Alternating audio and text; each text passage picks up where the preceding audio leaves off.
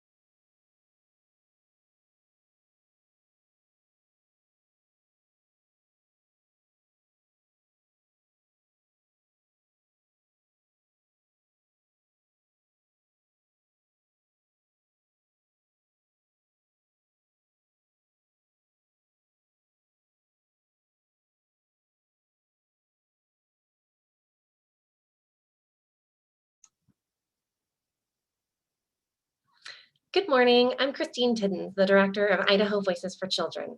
I'd like to welcome you to our third annual Foster Care Awareness Day.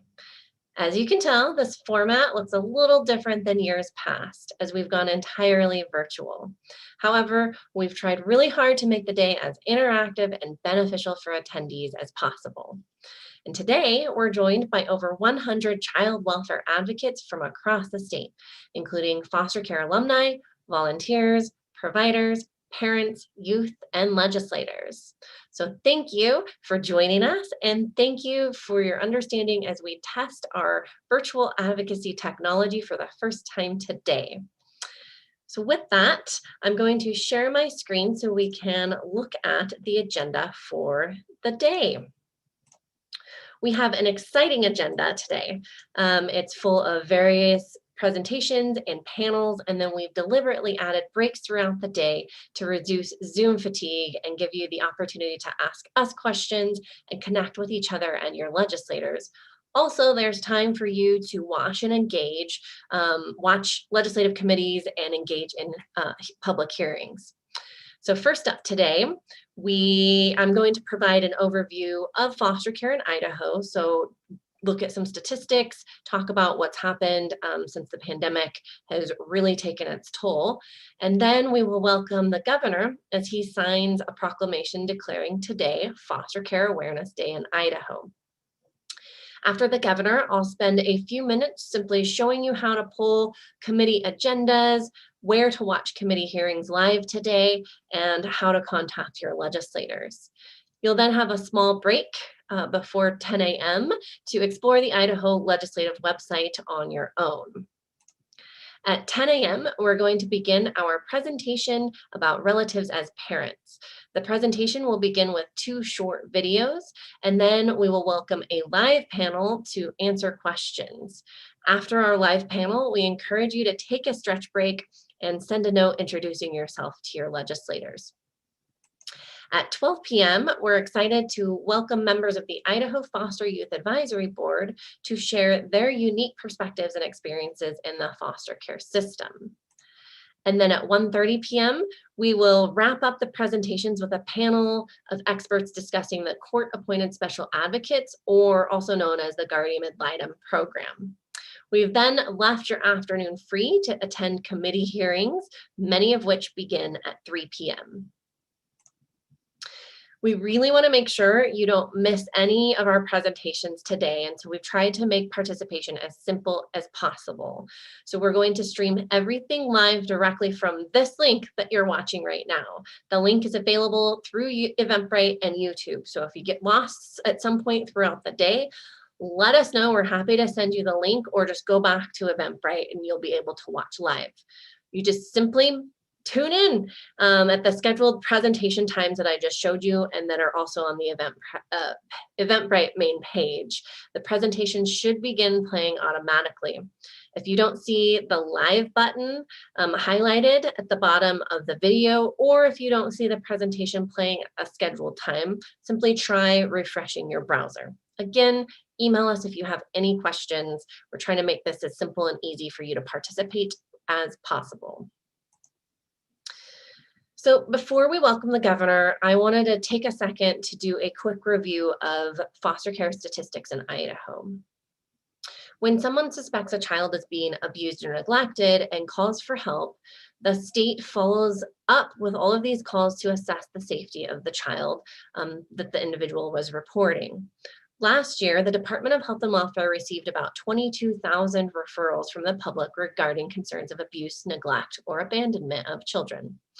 Most of these assessments resulted in families receiving referrals to support services such as food and housing assistance or substance abuse treatment. When it is determined that a child is being abused and neglected and are not safe to remain at home, law enforcement can then remove the child from the home and place the child with a foster family or relatives. Last year, 2,900 children were served through foster care in Idaho. Over 2/3 of these children entered care due to neglect. A large majority of children in our foster care system in Idaho are placed in a family system, so either with a foster family or with relatives, what we would also call kinship families. Last year, there were a total of 1,242 licensed foster care families. This is actually a slight decrease compared to the number of foster families we had in 2019. 3/4 of children in foster care were safely reunited with their birth parents or extended families last year, and 15% were adopted. Of children who return home after being in foster care in Idaho, 96% do not experience a repeat occurrence of maltreatment within 6 months. Last year, there were 83 youth who aged out of the foster care system, meaning they turned 18 while in care or they were emancipated. So, as we all know, it has been an unprecedented and stressful year. Partners across the country have shown that ripple effects of the COVID-19 pandemic did elevate the risk of child maltreatment. And studies are finding that this is because of increased stress on families. That's what we've seen happening in the last year, such as financial hardship and poverty and food insecurity. When we look at the data in Idaho from 2020, we saw fewer reports of suspected child abuse and neglect, but this was really being caused by a drop in reporting from school personnel. This isn't surprising because of all of the school closures that we had last year. Children that did enter the foster care system over the last year were more likely to enter due to abuse when compared to previous years. And this is what we're also hearing from providers and hospitals in the community. We're hearing that reports that there are increases severity of abuse cases. The stress and isolation caused by COVID-19 has been especially detrimental to everyone impacted by foster care, including foster youth, foster families, birth families, and kinship families. Now, more than ever, it is important to bring communities together to share resources and discuss opportunities to support our neighbors struggling during these difficult times, and to support families and youth impacted by foster care, especially these young adults who are transitioning out of care during these very unstable times. So throughout the day today, we are going to learn more about how people and systems are adapting to the pandemic or struggling due to causes due to the public health emergency and the economic downturn, and we'll discuss opportunities to improve Idaho's child welfare outcomes. But first, I'm excited to welcome Governor Brad Little. The governor took time this week to sign a declaration proclaiming today, February 4th, 2021, as Foster Care Awareness Day in Idaho. So let's go to the governor now.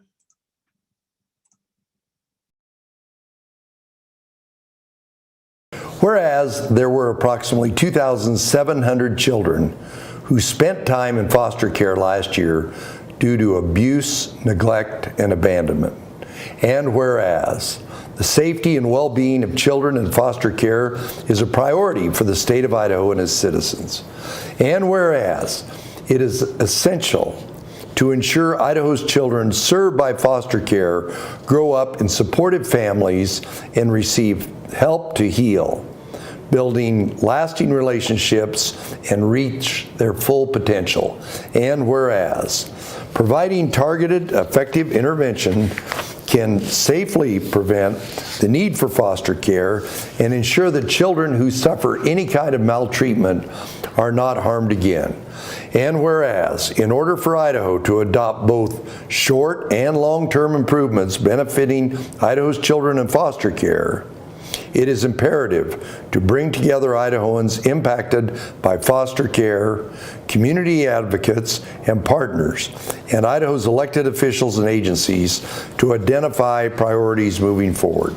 Now, therefore, I, Brad Little, Governor of the state of Idaho, do hereby proclaim February 4th, 2021 to be Idaho Foster Care Awareness Day in Idaho.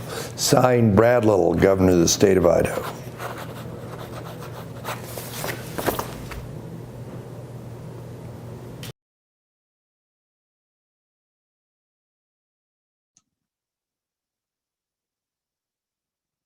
Thank you again to Governor Brad Little for recognizing today as Foster Care Awareness Day.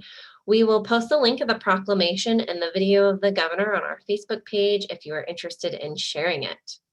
So now I'm going to share my screen again and give you a little bit more background on our work at Idaho Voices for Children, our goals for the Foster Care Awareness Day, and then I'm going to show you how to find your legislators, committee agendas, and links to watch the hearings live today.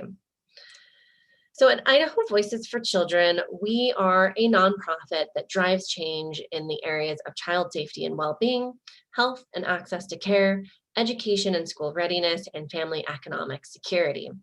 Some highlights of our work include we lead Close the Gap Idaho, and we have a goal to ensure that every Idahoan has access to affordable, comprehensive health coverage that includes full funding for the Medicaid program. We are really committed to generating state investment in early learning opportunities, such as home visiting programs.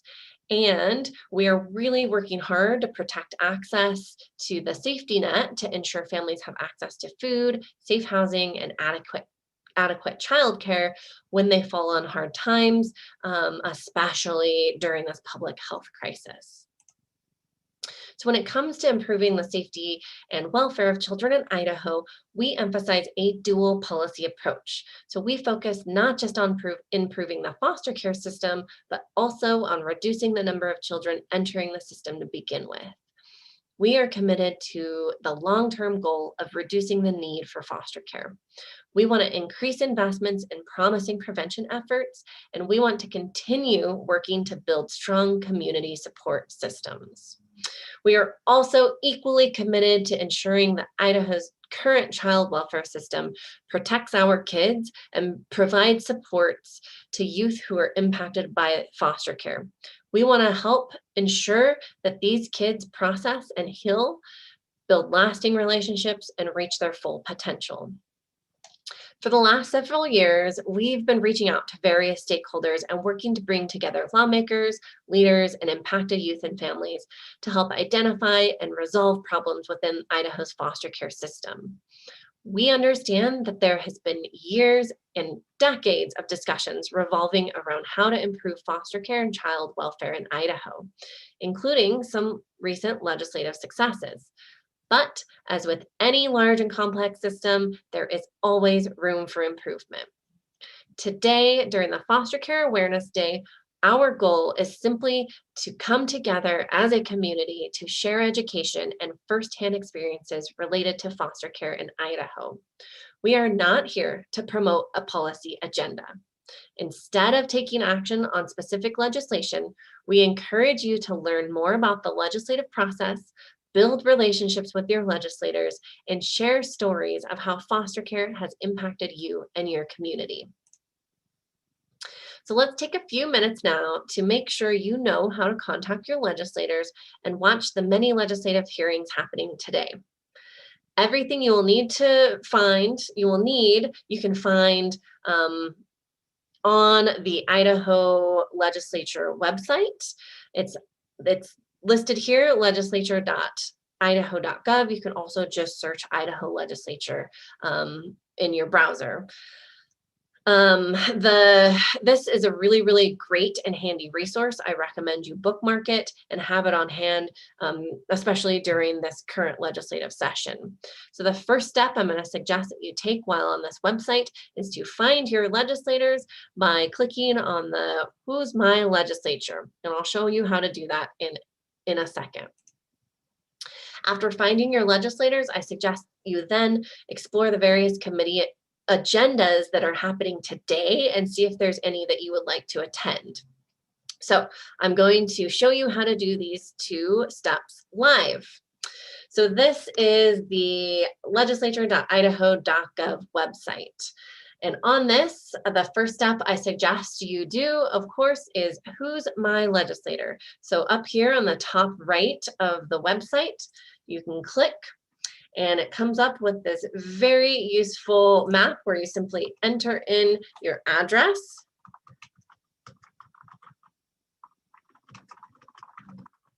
This is my work address. Click Find My Legislator and it will pop up. It pops up with your district showing who your 1 senator and 2 state representatives are. If you click on one of these legislators, it will take you to really helpful and useful details that you'll want to take note. So when you go to these legislative websites, legislative sites, you'll notice there's a bio that explains the legislator as well as their email and their phone numbers. The next step that I suggest you take, going back to the general homepage, is to check out the various committees. The Idaho legislature is in its 4th week of the legislative session right now, so almost all of its business is being conducted in committees. There are Senate committees, House committees, and joint committees. Right now, the committees are meeting in person, but they do welcome the public to participate virtually. And I'll show you how to do that in a second. Just know there are options to submit your testimony, written testimony, as well as present testimony virtually. And on the homepage, it does describe how you can participate in public testimony on this link. I did take a second to pull up the committee agendas that are happening today. I pulled up the 3 p.m. committee agendas, but I do recommend you check out the full day. So in the Senate and the House, they actually are doing a joint education committee, bringing together both the Senate and House at 3 p.m. today. And you'll see they have a variety of things on their agenda. The Senate Health and Welfare Committee is meeting at 3 p.m. today. The Senate Local Government and Taxation Committee is meeting also at 3 p.m. today. If you would like to participate and watch any of these committees, I recommend, for example, I have the Senate Health and Welfare Committee pulled up here. Note the room that the committee is taking place in. This Senate Health and Welfare Committee is in West Room 54. And then you go and you simply click right here in the audio streaming. The audio streaming button will take you to the Idaho Public Television's Idaho In Session web page. Idaho Public Television is how we participate virtually in the legislative session. They stream all of the public hearings and committees live here. So we're looking for the Senate Health and Welfare Committee, which I said was West Wing 54. So you simply click here and it pops up a video player, and when it's time, when the committee is meeting, you would click on this and you'll be able to watch the committee live.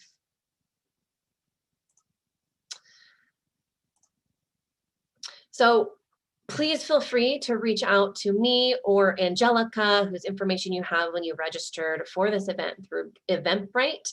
If you have any questions or if you want to learn more about the policy work that we do at Idaho Voices for Children. We really want to be a resource for all of you, and we want to make sure that today is a day that you are able to learn about and engage in the legislative process. So up next, the Relatives as Parents presentation will begin at 11 a.m. live on this link. So remember, come back here at 11 a.m. The video should start playing live on its own. If it doesn't, simply refresh your browser. In the meantime, feel free to go explore the Idaho Legislature website on your own, take notes of your legislators, possibly start drafting some emails, and make sure and check out all of the different committee agendas and see if anything piques your interest so that you can watch live. So with that, I'm going to let you go explore, and I hope that you enjoy your day. Thanks again so much for participating.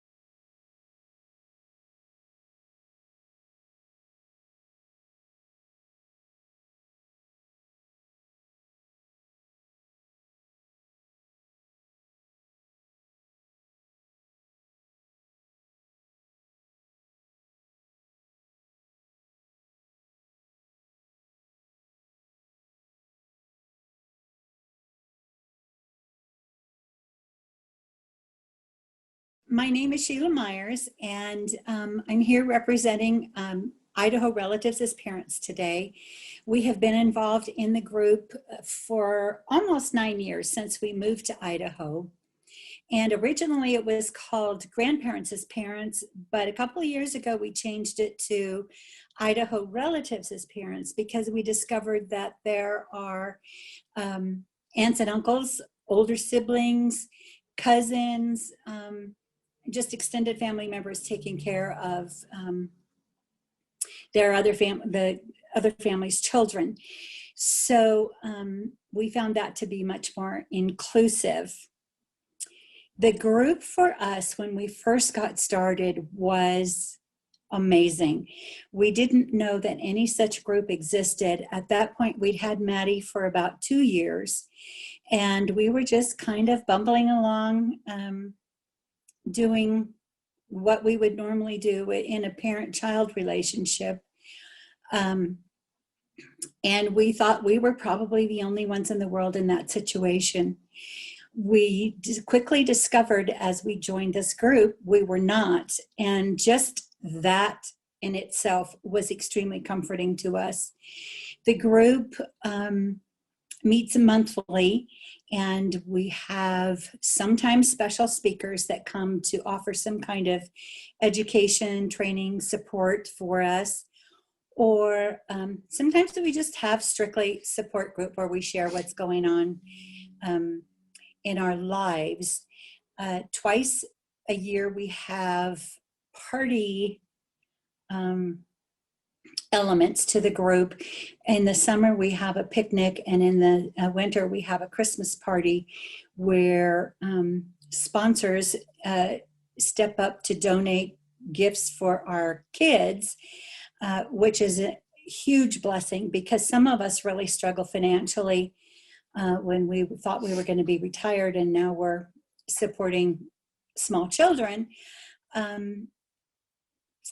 But there is a lot of resources available to us, we have found, which have been extremely helpful to us personally as we have gone through this journey. Couple of things I wanted to highlight. Maddie, as a freshman, qualified to compete nationally in the speech and debate and competition, and also in the theater national competition. And we just are living on Social Security, and we just did not have the funds to send her. So resources were found for us, and she was able to go to Florida for a week with her teacher and a couple of other classmates who were also competing. And it was an amazing experience for her that she would have never otherwise been able to experience. And so we're grateful for that. Also, when she was maybe 9, she decided she wanted to take piano lessons.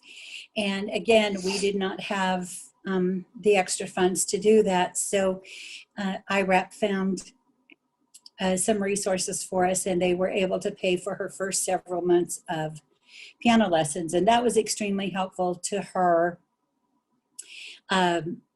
She loved the piano. She still plays. She actually only had lessons for about 2.5 years, but she plays every day and has really stretched herself. And people are surprised that she's only had lessons for as long as she did. I wanted to share with you too some of the educators or trainers that come and speak to our group. One is BACA, and if you're not familiar with them, they are Bikers Against Child Abuse, and they are an incredible group. They locate children who have been abused and are going into a court situation, and they reach out to this child, give him or her a denim jacket, which is called their colors. They give them a biker name and put patches on their jacket and come and take them for a motorcycle ride. Then the day that they are to appear in court, they ride their bikes up to the child's house and escort the child to court and sit with them in the courtroom so that the abuser, it cannot intimidate the child while they're testifying. And to me, that was just the most incredible thing when you see these big, tough guys, and yet their hearts are so compassionate toward these kids. I was in tears when I heard them speak the first time. It was just unbelievable. Another one that really affected me was a local detective who came from internet crimes against children. And he spoke to us about all the apps that the kids could get into and really get themselves in trouble, either not understanding who might be on the other end, or just get themselves in trouble in general. And so he gave us the warning signs of those apps and how to avoid them, how to prevent your children from getting on those. And it was extremely, extremely helpful for us. We've also had Judge Ellis come and speak to us about, he's the child protection judge in Boise, and come and speak to us about his experiences and what kinds of things to look for in our kids, because sometimes our grandchildren come to us abused in some fashion. So he gives us pointers on how to talk to them, how to watch for certain signs that would indicate they've been harmed in some way or another. Also, St. Vincent de Paul came and talked to us about resources that they offer that are helpful to us. And they actually provided Thanksgiving dinner for all of our families this year. That was an amazing experience, as a car drove up and out comes a turkey and all these boxes of groceries that were useful in preparing Thanksgiving dinner. That I've never experienced that before, and that was awesome. Another group stepped up to provide Christmas dinner for us, and that came from Albertsons already prepared, so all we had to do was sit down and eat. That's how the group has personally helped us. And I encourage anyone who might be in our situation to get involved with our group, because there's a lot of emotional support, a lot of personal experiences exchanged, so you get advice from those who have been through it before. And we would love to see you take part. I wanted to share our story with Maddie. She came to us at 7. She's now 18, so we've had her for 11 years. And it's been a joyful, successful experience. But having said that, there have been some rough times. When she first came to us, her mother sent her because she said she could no longer handle her. But she was 7 and she was the sweetest little girl. So we're not sure what the reasoning was behind her, but for whatever reason, we have her, and she's been a joy. She really struggled the first 3 years with abandonment, rejection issues, lots of tears, and you may see that that's going to bring tears even still. That part was very difficult for her. But the fact that she was with both grandparents who were home all the time in a secure, safe, loving environment, eventually she came to terms with that and understood that she was very loved and had far more opportunities here with us than she might have otherwise. She's been in counseling for several years, and that helps as well. It's these kids, unless you've been in their situation, we just don't know how much it hurts for them to not be with their parents and understanding why they're not. But she's been a good kid. We've had, she's brought a lot of joy and laughter into our home, and she got us up out of our recliners and kept us busy when we might have otherwise just sit there and whiled the world away. But she's been very involved in musical theater and in voice lessons, piano lessons, as I mentioned earlier. And so there's a lot of music in our house. We get entertained, free entertainment a lot. And we're looking forward to seeing her move on in her career to college and see how things work out for her there. We have every belief that she will be successful, and her plan A is to perform professionally in musical theater, but if that doesn't pan out, she would like to teach theater at the high school level. And I think either one is going to be excellent for her because she's great at what she does, but she also loves working with kids. And we're excited to see where that leads her. One final thing I wanted to say that's very scary, but also a little bit funny too. In August, my husband and I were both diagnosed positively with COVID. And because I have had heart failure, my doctor said, you need to get to the hospital and let them take care of you. I was there for 4 days. They did absolutely nothing. So I said, if you're not going to do anything for me here, why can't I go home? So I did. The next day, Madison walked into the room to check on me, and I collapsed in the floor, and I was going into cardiac arrest. And if she hadn't walked in on me at that very moment, I would be gone. But she screamed for her grandpa and dialed 911, and the paramedics were nearby and came quickly. So, and got me to emergency, and then I was in the hospital again for several more days. But the thing that I keep telling Maddie is you saved my life, because literally if she had not walked in at that moment, I would not have survived. So now if she gets a little bit miffed at me, I say, well, it's your fault that I'm still here. I'm a little bit of a smart aleck, and we laugh too.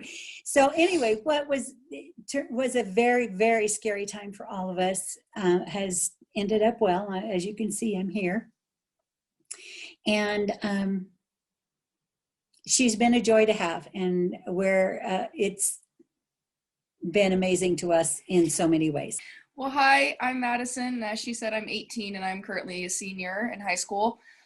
I actually have been accepted into ISU, so I'm planning on double majoring in musical theater and secondary education, which is terrifying, but I'm excited. When we had moved to Idaho, I could tell that my grandma and grandpa, they were really unsure of what was going on. They kind of felt alone because they'd be talking to each other thinking, we really shouldn't have kids right now. I don't know what to do. But that's when we found grandparents as parents, and within the first meeting, they knew that they were not alone. They felt so much more at home. They felt comfortable, and they made friends automatically. And for me, while the guardians were having their meeting in one room, the children were in another room with babysitters, and we were just playing and having fun. And at the time I didn't notice, but now that I'm older, I realized that if I didn't have that connection, I probably would feel much more alone. Because there were about 7 or 8 other kids that were in almost the exact same situation as I was. Whether they had come from worse backgrounds than we were living with relatives. We weren't with our parents.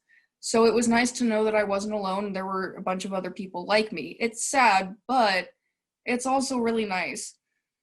A little bit of my story is, yes, I had lived with my mom for the first 7 years of my life, and we had moved around a lot because her job kind of moved her, and we were just all over the place.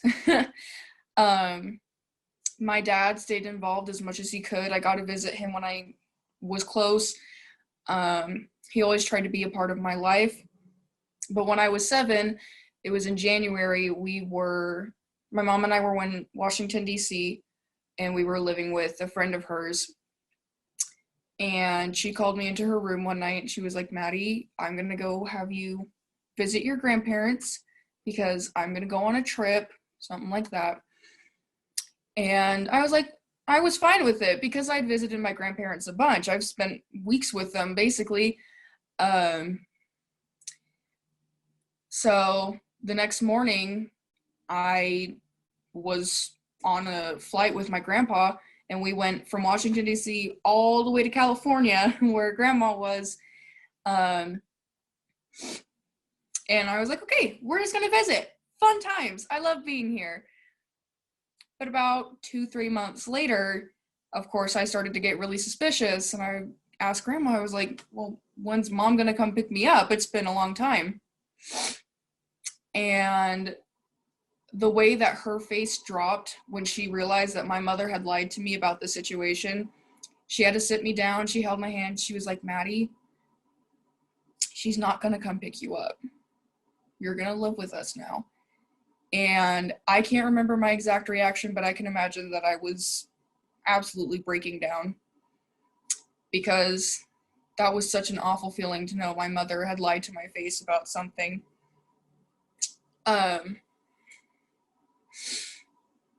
But I know that if it weren't for the fact that I had moved in with my grandparents, I wouldn't be 18. I know that I would have been gone a long time ago because of my state right now. I wouldn't have been in the correct mental area.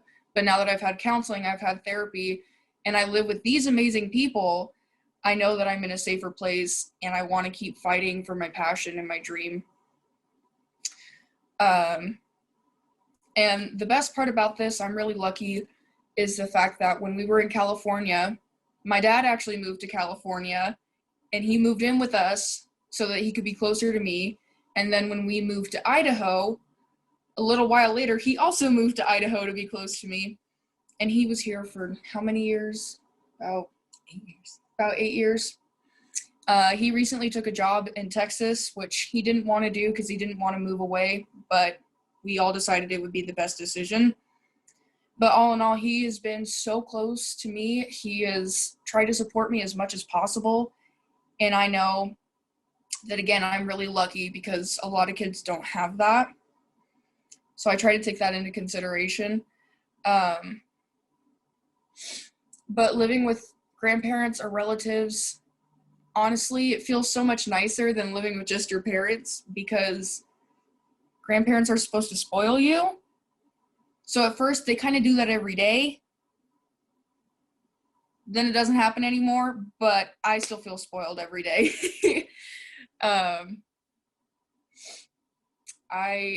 It was kind of difficult for us because, of course, they only lived on Social Security, and I couldn't get a job yet because they had funding for me until I started making my own wages.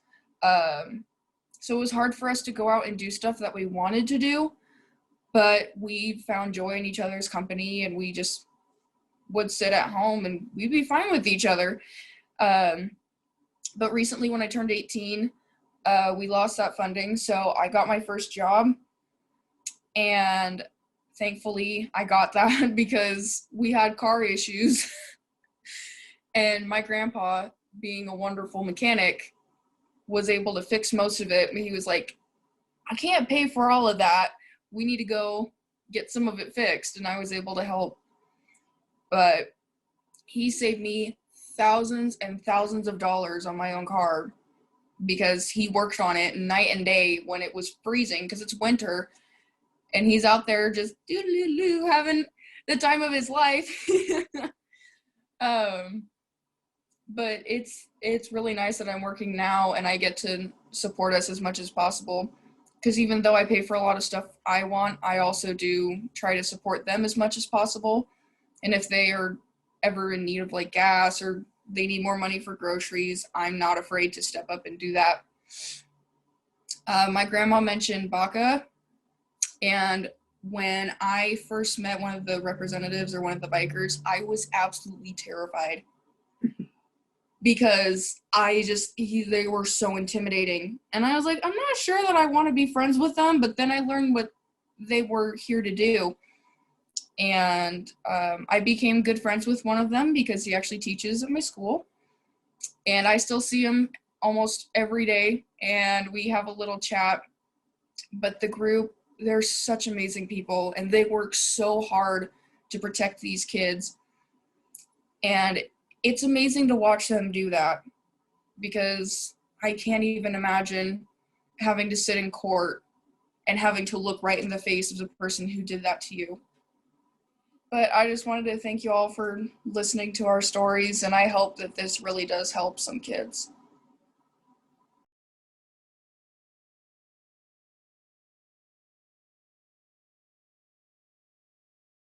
My name is Tony, and I have adopted my grandson because my daughter is a meth addict. Being a foster parent has been challenging in many ways.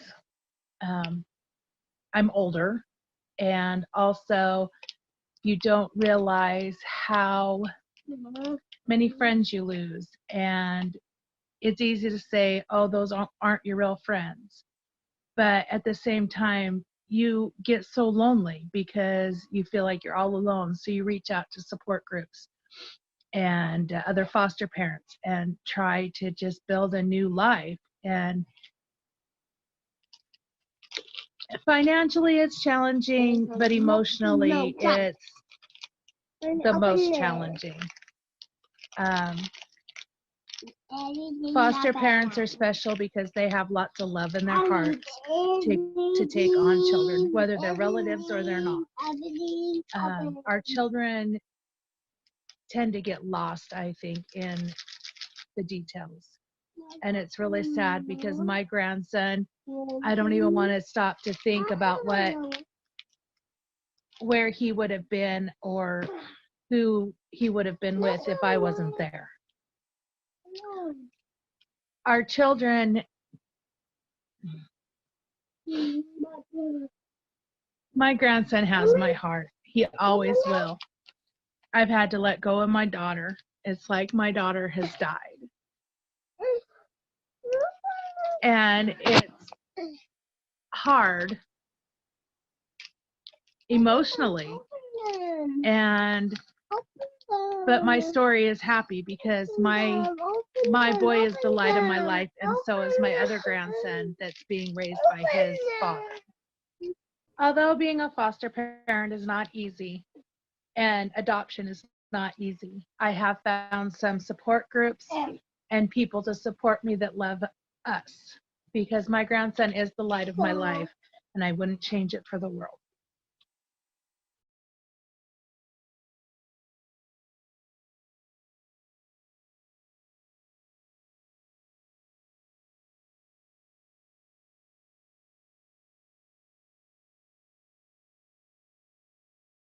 Joining into the Relatives as Parents videos. Thank you to Sheila and Tony for, I think, okay, we're testing.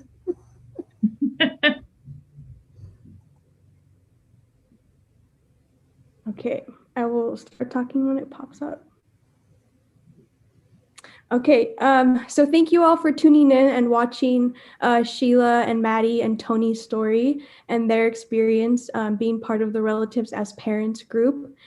Today we have all three of them here to kind of answer some of the questions that you have in the audience. So my name's Angelica, and I'm an intern for Idaho Voices for Children, working on my master's degree, very interested in macro work. And then we'll start with Tony, if you want to introduce yourself. I'm Tony. I have a 3-year-old grandson that I've adopted. I've had him since he was 2 months old. And I live in Nampa, and I try to be very active in the community to help other people that are in my situation. And then Sheila, if you want to introduce yourself. Okay, I'm Sheila, and I also live in Nampa. We've had our granddaughter since right after she turned 7, and she is now 18, a senior in high school and preparing to go away to college. And I'm already wiping tears away because I'm going to miss her so much. But it's been a joy to be a part of this group. number one, because they have helped us so much.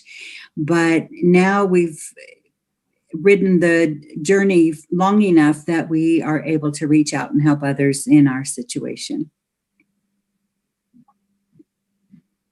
And then Charlie, if you would like to introduce yourself.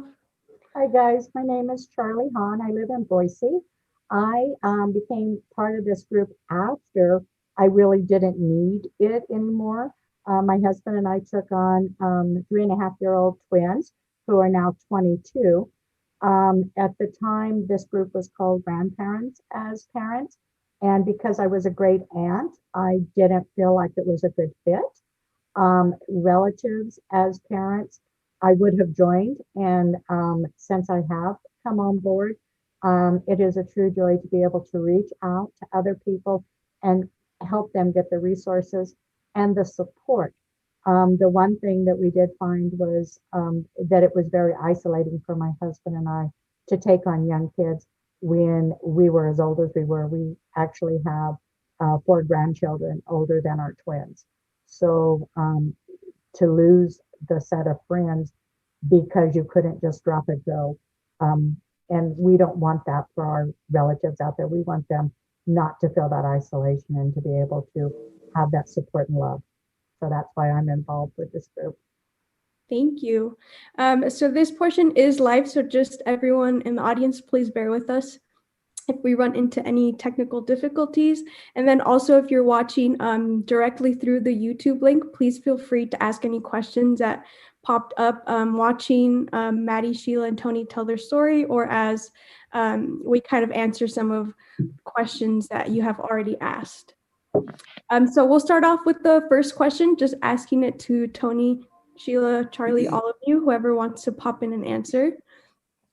So who is a relative caregiver and why should they join this group?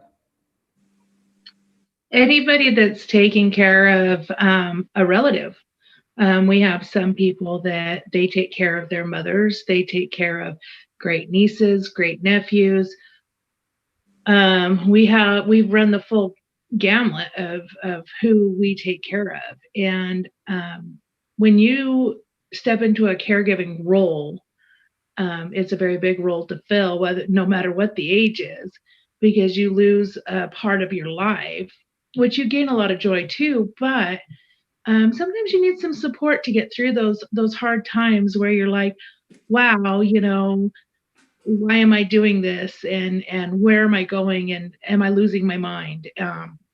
And by having a support group, it helps people realize they're not alone. We all share a lot of the same frustrations and same concerns, and it's good to get those out there and just have somebody to support you and say, hey, it's okay. Some of us babysit for each other, just help each other out so we can have date nights with our spouses or just hang out, so we know we're not alone. Thank you. So we have a question directly from the live. What is the name of the support groups you are involved with? I'm currently trying to get my granddaughter into my care. Okay, so we're called Idaho Relatives as Parents. And we do have a Gmail account if you want more information. It's Angelica, can we put this in chat or so they can see it, or should I just do it slowly? We can do either way. You can say it slowly and then I'll start typing it. Okay, it's IRAP, hi Maddie, TRVY @gmail.com. So IRAP, TRVY @gmail.com. Thank you. And we have other resources. We've reached out to community members to get support for our group. If we don't have an immediate resource, we probably will. None of us quit until we find what you need to help you. So we really do want to run support clear across the board. Awesome. So a question kind of related to that. So what supportive services are provided by relatives as parents? We provide education on how to care for our children, what to watch out for. We do have people that come to speak from a variety of different resources to let us know that they're out there, what they provide. It just depends on the meeting and who we have coming. We have a couple of representatives that work with health and welfare. So they're usually an epitome of resources. It just kind of depends on what you need, on where we direct you to. But that's kind of what we do is we're trying to provide support to where if you need a resource, we can help you with a resource. So, emotional support, that kind of thing. And education, because we need to, some of us we were parents 20 years ago when the internet was just brand new. So we provide a lot of education to keep our children safe. And we do have, we've had somebody from Idaho Legal Aid come in and talk to us. Sheila has a contact with the Caldwell Police Department, or Napa Police Department, sorry. And they've come in and talked to us about internet safety. The biggest thing I think that we do, other than giving you the physical resources, is that emotional support. And I think that is one of the things that we do very well. We're all available. Call us, we'll answer the phone. We don't ignore you.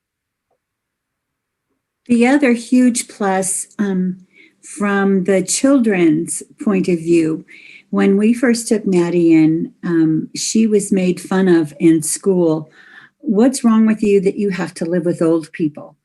Things like that. She was often would come home in tears because she was being ridiculed and made fun of because she wasn't with her parents. The first time we went to a meeting, we provide free childcare. So she was suddenly in a room full of kids in the same place that she is. Mm-hmm. So suddenly she wasn't alone. And I cannot tell you what a difference that made for her emotionally, that she was not the only one in that situation. She was one of many. And she looked forward to going to the meetings every month because she was with a bunch of kids in the like situation. And she didn't feel like she needed to tolerate the teasing from kids at school anymore. It was an amazing transformation that we watched in her, being able to be with other kids, being raised by other family members. Thank you. So a question for all three of you. What was the most helpful information you received early on?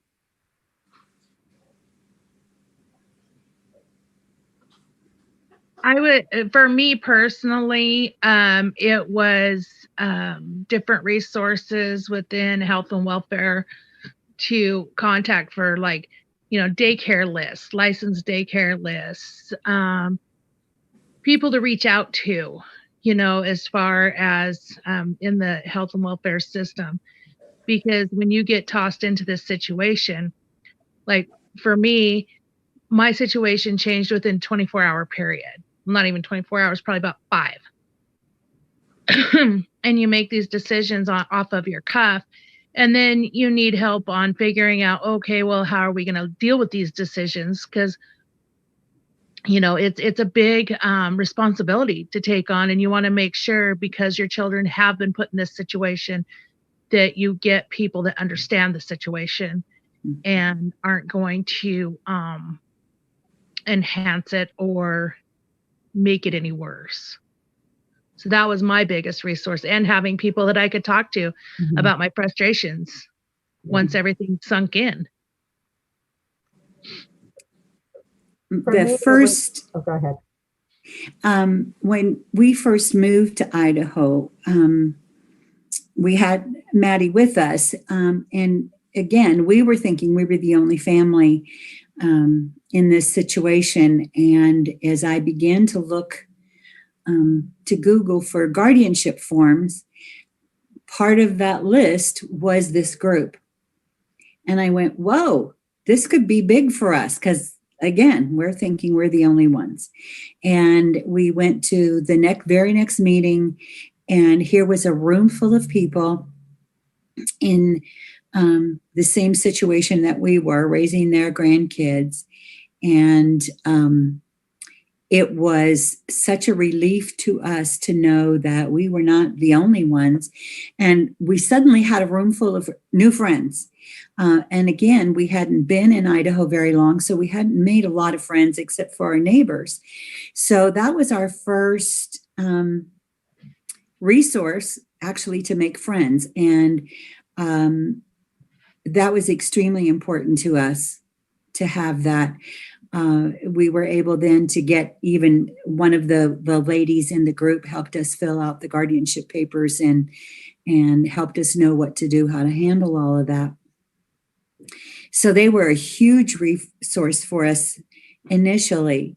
And another thing I wanted to bring up briefly, our granddaughter qualified to compete at the National Speech and Debate competition in Florida, and there was no way we had the money to send her. And I happened to mention that at the group, and one of the ladies from 211 said, we can take care of that. And instantly her whole trip for a week was paid for, her plane, her hotel, her food, everything. And oh my word, it was the experience of a lifetime for her. And we were so grateful, because there's no way we could have ever sent her. So when you have needs like that, that you think that you probably wouldn't consider asking anyone for help with, it was just offered. And that was a huge blessing for all of us. And for me, it was that emotional support, knowing that there were others that were doing what I was doing, knowing that I could lean on them. As caregivers, we have a tendency to have a I can do this attitude. Mm-hmm. And it's really nice to understand in a group that is non-judgmental. We get a lot of, why are you doing whatever, from society. Our group, you don't get that. You just get that emotional support and that camaraderie that is so missing in the rest of your life when you take on a young child or children to raise. And there's a lot of encouragement passed around too, because we all have low days that are different days. So when I'm having a low day, Charlie and Tony are up, and vice versa. We can pick each other up, and that's extremely important. Thank you. So a question directly from the audience. When are you holding your support group meetings? We're doing them via Zoom currently, and we do it on the first Monday and the third Thursday of every month. We meet from 6:30 to 8:30, and I'm not saying if, when we get back to in-person meetings, we will, as Sheila said, offer childcare, because that allows us to be able to come and really focus on meeting and supporting. We're also getting flyers made up that we'll start passing out soon with the Gmail account, and also the dates or the times of our IRAP meetings. And even when we go back to in-person, we want you to go to that Gmail account. That's where we will be sending out upcoming information. We also do different activities. We did a jump time activity. We're looking at a possible roller rink activity. We do a picnic, and all of that information will be sent out from the Gmail account and keep everybody posted. So that Gmail account is your connection to us right now. Did I Awesome. miss anything, ladies? And that email is in the chat for all of you watching. And then we can also share it after the presentation for those of you who registered for this, so that you can get in contact with Charlie and get more info on how to join those meetings. So our next question is, did you feel like you were facing barriers and going around in circles and trying to get care?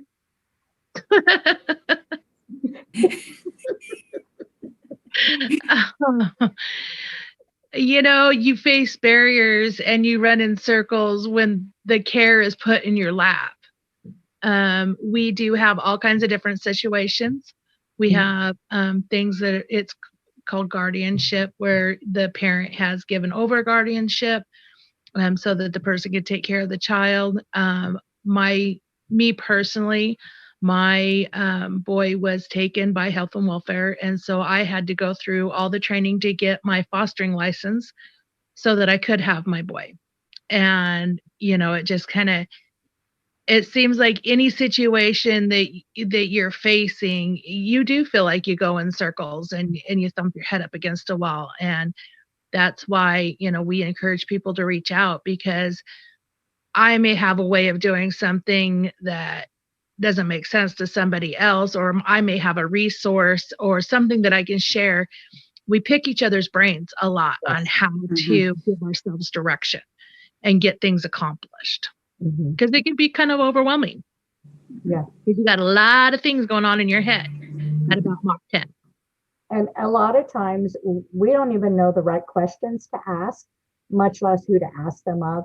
And so coming in and just talking about your particular situation, somebody in our group probably has been there, and they can at least help you with the right questions to ask, because that's really tough. If you haven't been in this situation before, it's hard.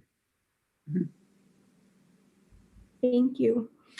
So the next question, kind of in terms of the program Relatives as Parents, what supports are you looking to offer kinship families in the future? Charlie, do you want to take that one? Okay. Remember, I'm the dreamer. Okay. So this is like grandeur plans. We definitely would like to, in the future, look at some legislature that would protect grandparents or relatives. Right now, I think Idaho is one of the few states that does not have a grandparent bill of rights. And it's really tough when you're in a position where you don't have a say. One of the other things that we would really like to look at is we have just gone to where we now have nonprofit status. So we're looking to do fundraisers and be able to offer that support when a kinship family takes on the kiddos. They may not have anything. I don't have an extra bed for that grandchild. I don't have a dresser for that grandchild. And we would like to be able to say, oh, no worries. What do you need? Because we have that financial support to do that. The other thing that we would like to do is we really would like to reach out and just be available to each and every kinship family. But yeah, my goal is to eventually get some legislature that might protect us, but that's not tomorrow. But yeah, so yeah, they kind of rein me in a little bit with my dreams, but. Thank you. Along the lines of legislature, I'd like to bring up this point a little bit, because it is a resource. There's something called the Taffy Grant, temporary assistance for families. If you are caring for your extended family member, you are given this grant of $309 per month. Now, it's the same whether you have one child or 10. And heaven forbid you don't have 10. But although we had a lady in our group one time that had 8, but if you have one child, get $309. If you have 10 children, it's $309. It would be extremely helpful to have that increase to be per child rather than per family, because obviously that's not going to even begin to cover any kind of help for a house full of children. The other thing that I came across recently is that when your grandchild turns 18, even if they're still in high school, it doesn't matter. When they turn 18, that grant ends.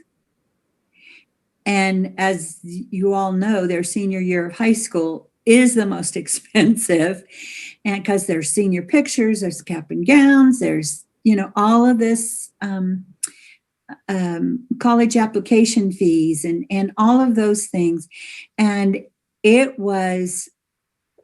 granddaughter turned 18 in October of her senior year. So basically we're going the whole year without any additional help. And that puts us in a big bind. So we would like to see the legislature change that to include through their senior year of high school, because that's the way child support works.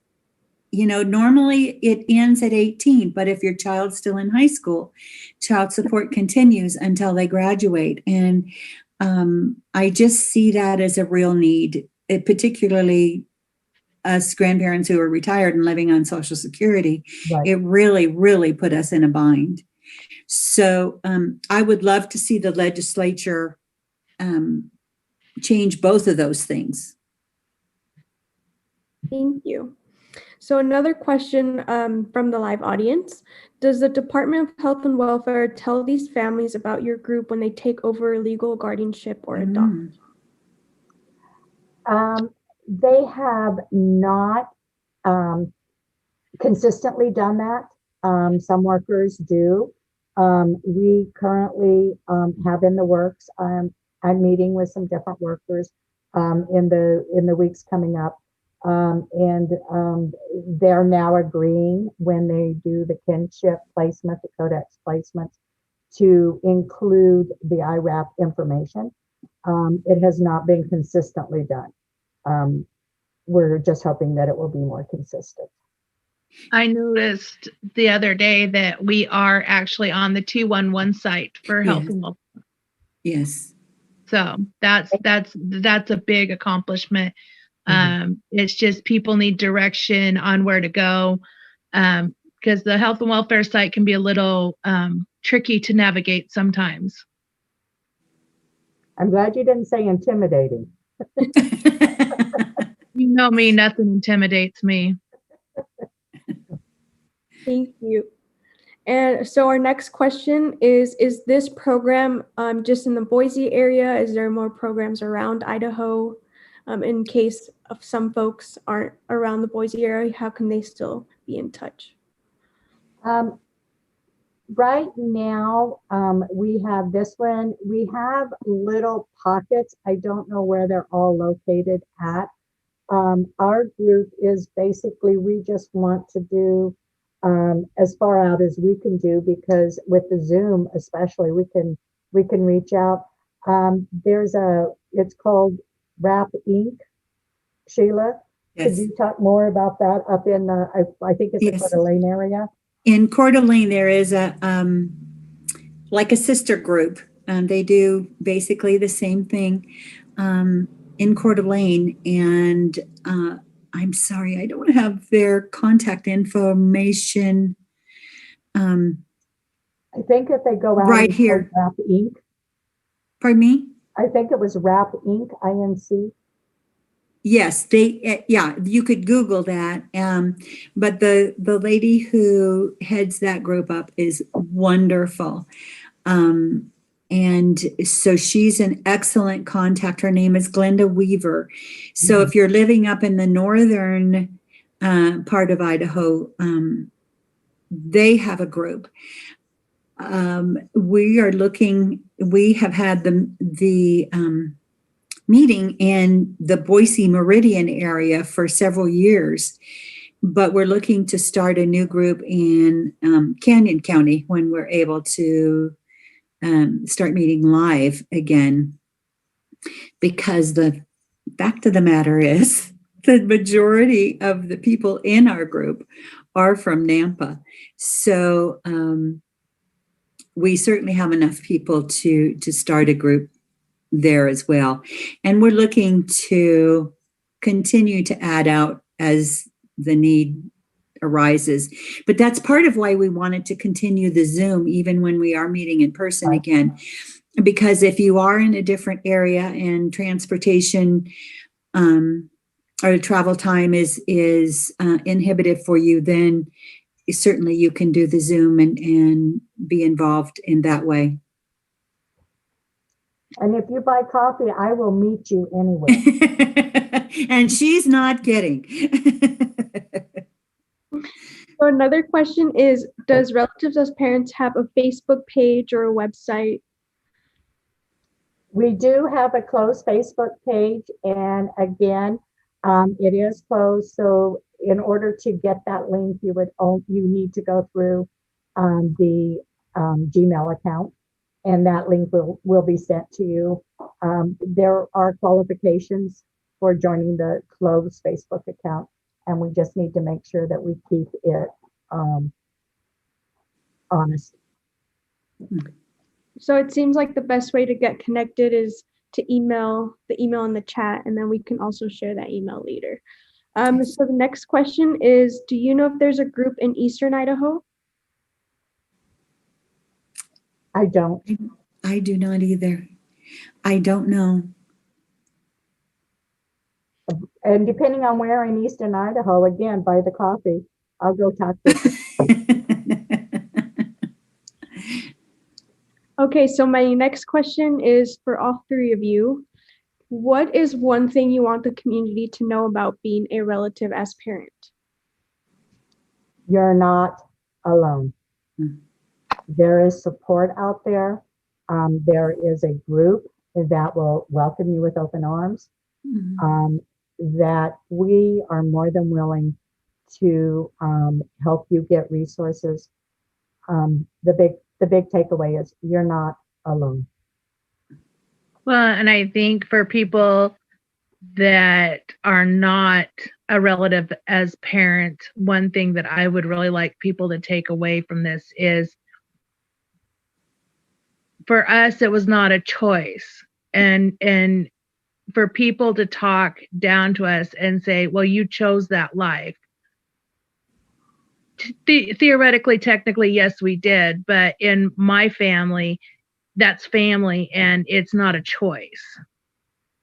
Sometimes it takes a village to raise a child, and that village should not be looked poorly upon because it is taking a village. Our children are the focus here, and everybody should remember that. There's sometimes, as a caregiver, I have to step back and think, I am doing this for my child, not for me. Something else I'd like to add. We've talked a lot about resources, how we get help, and the training that we get. But I'd just like to say, in the long run, what a blessing, what a joy it has been. Because when you first get the child, you think, oh my word, what was I thinking? How am I going to do this? Actually, when our granddaughter's mother sent me an email initially, she said, I just can't handle her anymore. And if you don't take her, I'm giving her to another family. And I looked at my husband and I said, what are we going to do? I said, we're too old to take her. And you need to understand he's not her blood grandpa. And with tears running down his face, he said, get me a ticket. I'm going after her. And there's days we wanted to pinch her head off, yes. But all in all, the joy that and laughter and love that she's brought into our home has been worth every second of sacrifice. So looking back over the long haul, there's so many advantages. She kept us busy, moving, kept us young. Like I said, a lot of our friends are kids' age because we've become friends with her friends' parents, and that opened up a whole new world for us. So there's a lot of advantage to doing this because it, although it changes your life in some not good ways, it changes your life in a lot of good ways. Yes, it does. So don't ever hesitate to do that because you have the power to change that child's life. And why wouldn't you do that? And on those days when you're really struggling and asking yourself, why did I do this? What was I thinking? Am I making a difference? Those are the days when you want to reach out to those of us that have been there and ask those Yes. same questions. Yes. Because there are days when we ask, why did I do this? What was I thinking? And like Sheila said, the joy that comes along with it really does balance it. But you do need somebody that you can talk to that's been there and done that. Well, and it does help too. I know with the road that I've traveled, I feel really good about the fact that I'm helping my other grandson, my second grandson. I'm helping his dad be an amazing single dad. And I am trying to provide him with the support that y'all have given me. Mhm. And that's something that we need that's focused on. It's not just about our group, it's our group reaching out and helping other people also, not just relatives as parents, but maybe a parent that wasn't prepared to be a single parent. Mhm. And they need a little advice or they need a little help or they need a resource. Within our group we have a plethora of information, and it's just picking somebody's brain and we communicate with each other, and it's an amazing place to be when you're having a hard time, and you can bring that joy to other people of feeling acceptance and just love, and we're not judgmental, because we've all had rough spots, and good grief, I know I've had plenty, and that's what we're here for, is to help each other through the rough spots. Mhm. Thank you. So we have another question from the live audience. Do you know if there's a BACA group in northern Idaho? I'm Mikasa, and I could see so many times that this would benefit our children who are having to testify against their abuser. Yes, as far as I know, BACA has chapters everywhere, and we, if they reach out to us, we actually, Miss Sheila has an in with one of the BACA community members here, and we could let them know who to contact in the other areas.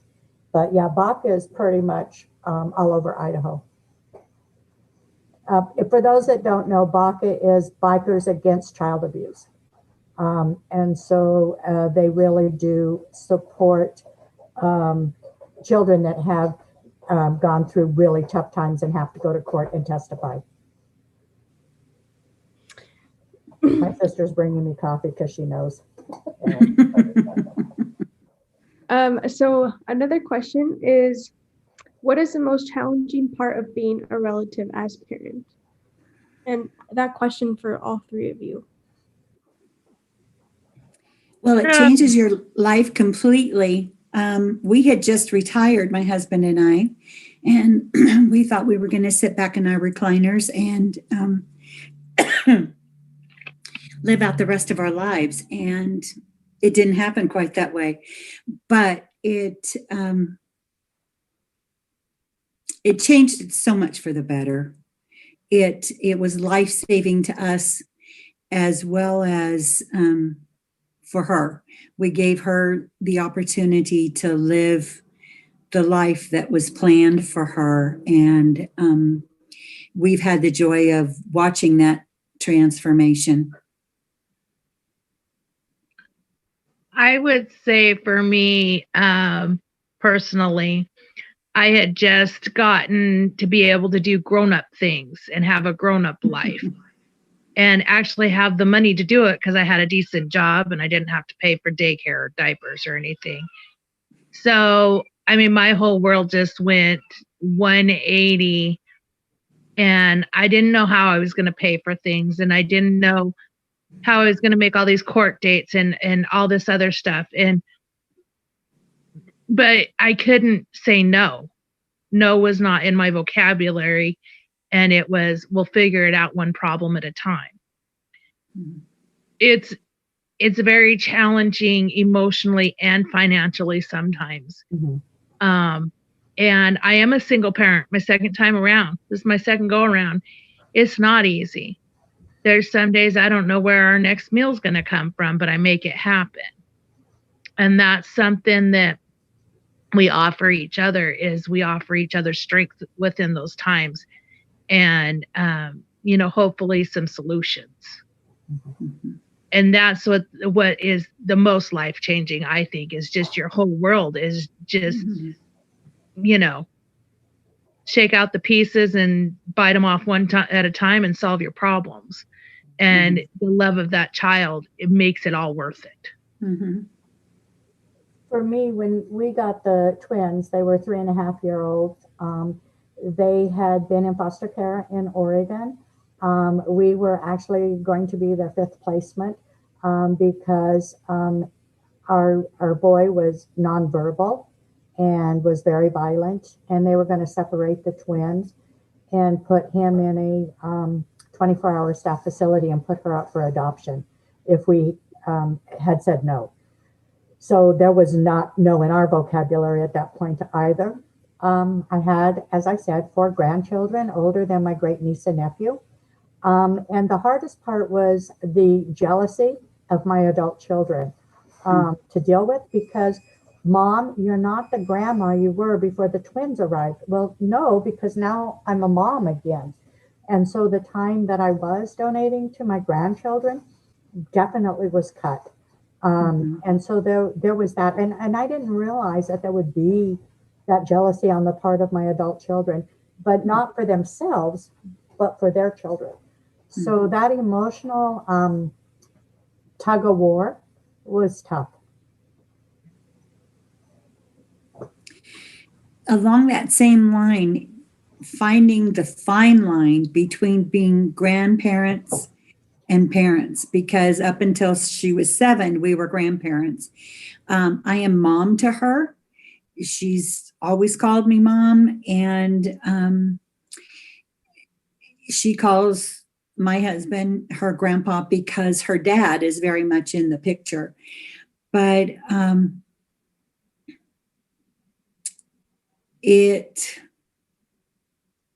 I lost my thought. I'm sorry. Well, we're talking about that line between being mom and yes, it's very different. Thank you, Charlie. It's very different, and sometimes very difficult to give up being the grandparent and being the parent. There are some opportunities you try to seek out where you can strictly just be the grandparent, but it's most of the time you have to hang that up and become the parent again. And that makes it difficult because you want to spoil them and you can't. Neither one of my boys, even though Zarek is with his dad, I'm pretty much still Zarek's mom when I'm there. And that explaining that to people. Oh, they're brothers, but I'm his mom and his grandma. It's going to be entertaining. That's all I'm going to say. Well, and entertaining when the twins went to school, they went to school with my one grandson. There's only like 3 months difference in their ages. And I used to get calls all the time telling me to explain family relationships, because the twins would say, yeah, this is our nephew. And my grandson would say, and this is my aunt and uncle. And everybody just knew they were cousins. So, yeah, I had to explain family relationships, but not to the kids. Yes. Well, that brings us to the end of our questions. Is there anything else that either of you want to add or want people watching to know about relatives as parents or your experience being a relative as parent? I say go for it. The rewards far outweigh the sacrifices. And I am saying this from the end of the journey. Those who are just starting or in the middle of it are not feeling that way, I know. But if I can encourage you with hang in there, it will be a huge reward in the end. And if you know somebody, give out our information. Let them know that there is support out there, because, you know, I just kind of accidentally stumbled into this group. And my biggest thing is I talk to people, and when I find people that are in my same situation, I'll tell them, come to one of our meetings, you know, or hey, just come over for coffee, let's chat. Because don't be afraid to reach out for some kind of support, because there are people out there just like you. 48% of grandparents are raising their grandchildren. That does not include aunts, uncles, cousins, any other relative. That is a high percentage here in Idaho. Don't be afraid to reach out or tell somebody about the group, because I can guarantee you everybody in this state knows at least one person that's in our shoes. Mm-hmm. That's all I got. Well, thank you all so much. We have a lot of thanks for sharing your story in the comments. So I can't echo that enough for all of you to participating in this event and sharing your story, letting people know they're not alone. We do seem to have a lot of interest in people wanting to get in touch with you. So for all of you watching, we will make sure that you get the contact info to contact Charlie and get more involved with relatives as parents. Just a thank you to everyone watching. Our next presentation starts at 12 p.m. and it'll be foster youth having a panel and talking about their experience in the foster care system. So thank you all. Thank you for having us. Thank you. Thanks, Angelica.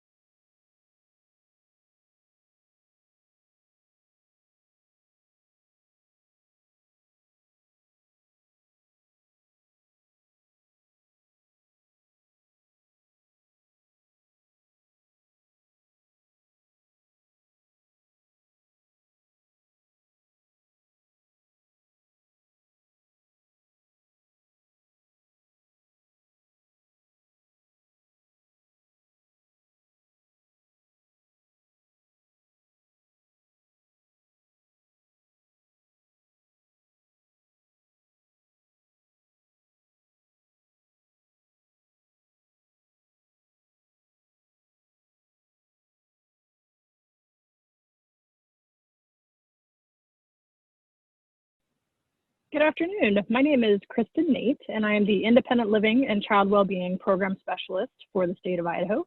And I am honored and proud to be here with a group of young people who are our IFYAP members, and they're going to give you a wonderful presentation for the 2021 Foster Care Awareness Day. Hi everyone, my name is Ivy Smith. I am serving on the Idaho Foster Youth Advisory Board as secretary. I'm happy to be here for Foster Care Awareness Day and very excited to share our group with y'all. Hello, my name is Bailey. I am the chair of Idaho's Foster Youth Advisory Board. I'm happy to be here and be able to share our group with you as well as answer questions for you guys. And so with that, we're going to show you a PowerPoint of our group and just be able to share some of those things and accomplishments with you guys. So here we go. So our board is IFYAB. Most of you guys already know that. So I'm going to switch it to the next slide. Our mission is we empower youth by uniting our voices to provide leadership, gain trust, and create youth-informed change that will improve the quality of life for future youth. And we really, really love to advocate and make change in the foster system in Idaho. And so that's why we're here. And who we are. So we were established in 2012 as Idaho's first foster youth alumni board. We promised of youth who are currently in foster care or have been in foster care at some point in their lives. We do want to see and implement positive change in the child welfare system and improve outcomes for Idaho's foster youth. That is something we are very, very passionate about. We do advocate for current and future foster generations all over the nation.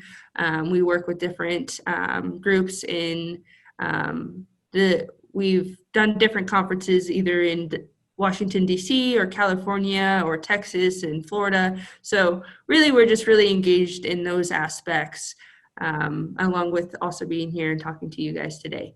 So we are also partners with the Department of Health and Welfare, Boise State University, and Casey Family Programs, which have been so beneficial, and we are proud to be partners with them. We connect with our community by participating in educational speaking engagement statewide to provide training to foster parents, social workers, and other stakeholders. I'm going to pass the stake over to Ivy so that she can talk a little bit about our accomplishments. Thanks, Bailey. So our accomplishments as a board, so back in 2015 was a great moment for the entire group. We created the Idaho's first Youth in Care Bill of Rights. We also collaborated with Boise State University in establishing the Impact Scholars Program, which is really unique. It's the only university in the state of Idaho that has a program like this where they are able to assist foster youth in attaining their higher educational goals and or degrees. In 2016, we were the recipients of the Ed Van Dusen Legacy Award for Exemplary Practice in Child Abuse Prevention. And in 2017, we were asked to participate in the Office of Performance Evaluation study that provided feedback on Idaho's child welfare system to the state legislature.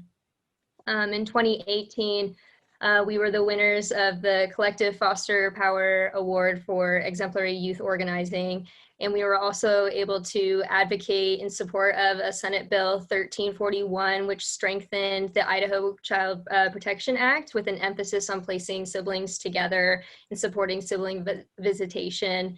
And as of 2020, we were able to finalize that Sibling Bill of Rights, and we're very excited to see that come to fruition. And then to end us off, our current projects that we're working on that you will probably start to hear about later on today is working with the Department of Health and Welfare and Idaho Voices for Children to support policies that will expand foster care services during this COVID-19 pandemic. And then also assisting with the implementation of the Family First Act. And we hope that you follow along with us in the future and see all the great things we have to offer. And now we'll just open it up to those questions. All right. So I will start us off with Bailey.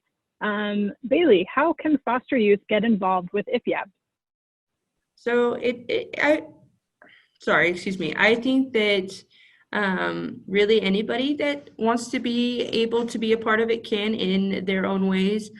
We have foster youth that are either in current foster care, alumni foster youth, along with those youth that are above and beyond in their ways of life. Usually, though, those youth that become part of IFYAB have gone through the independent living program. That's how they usually hear about IFYAB and get involved.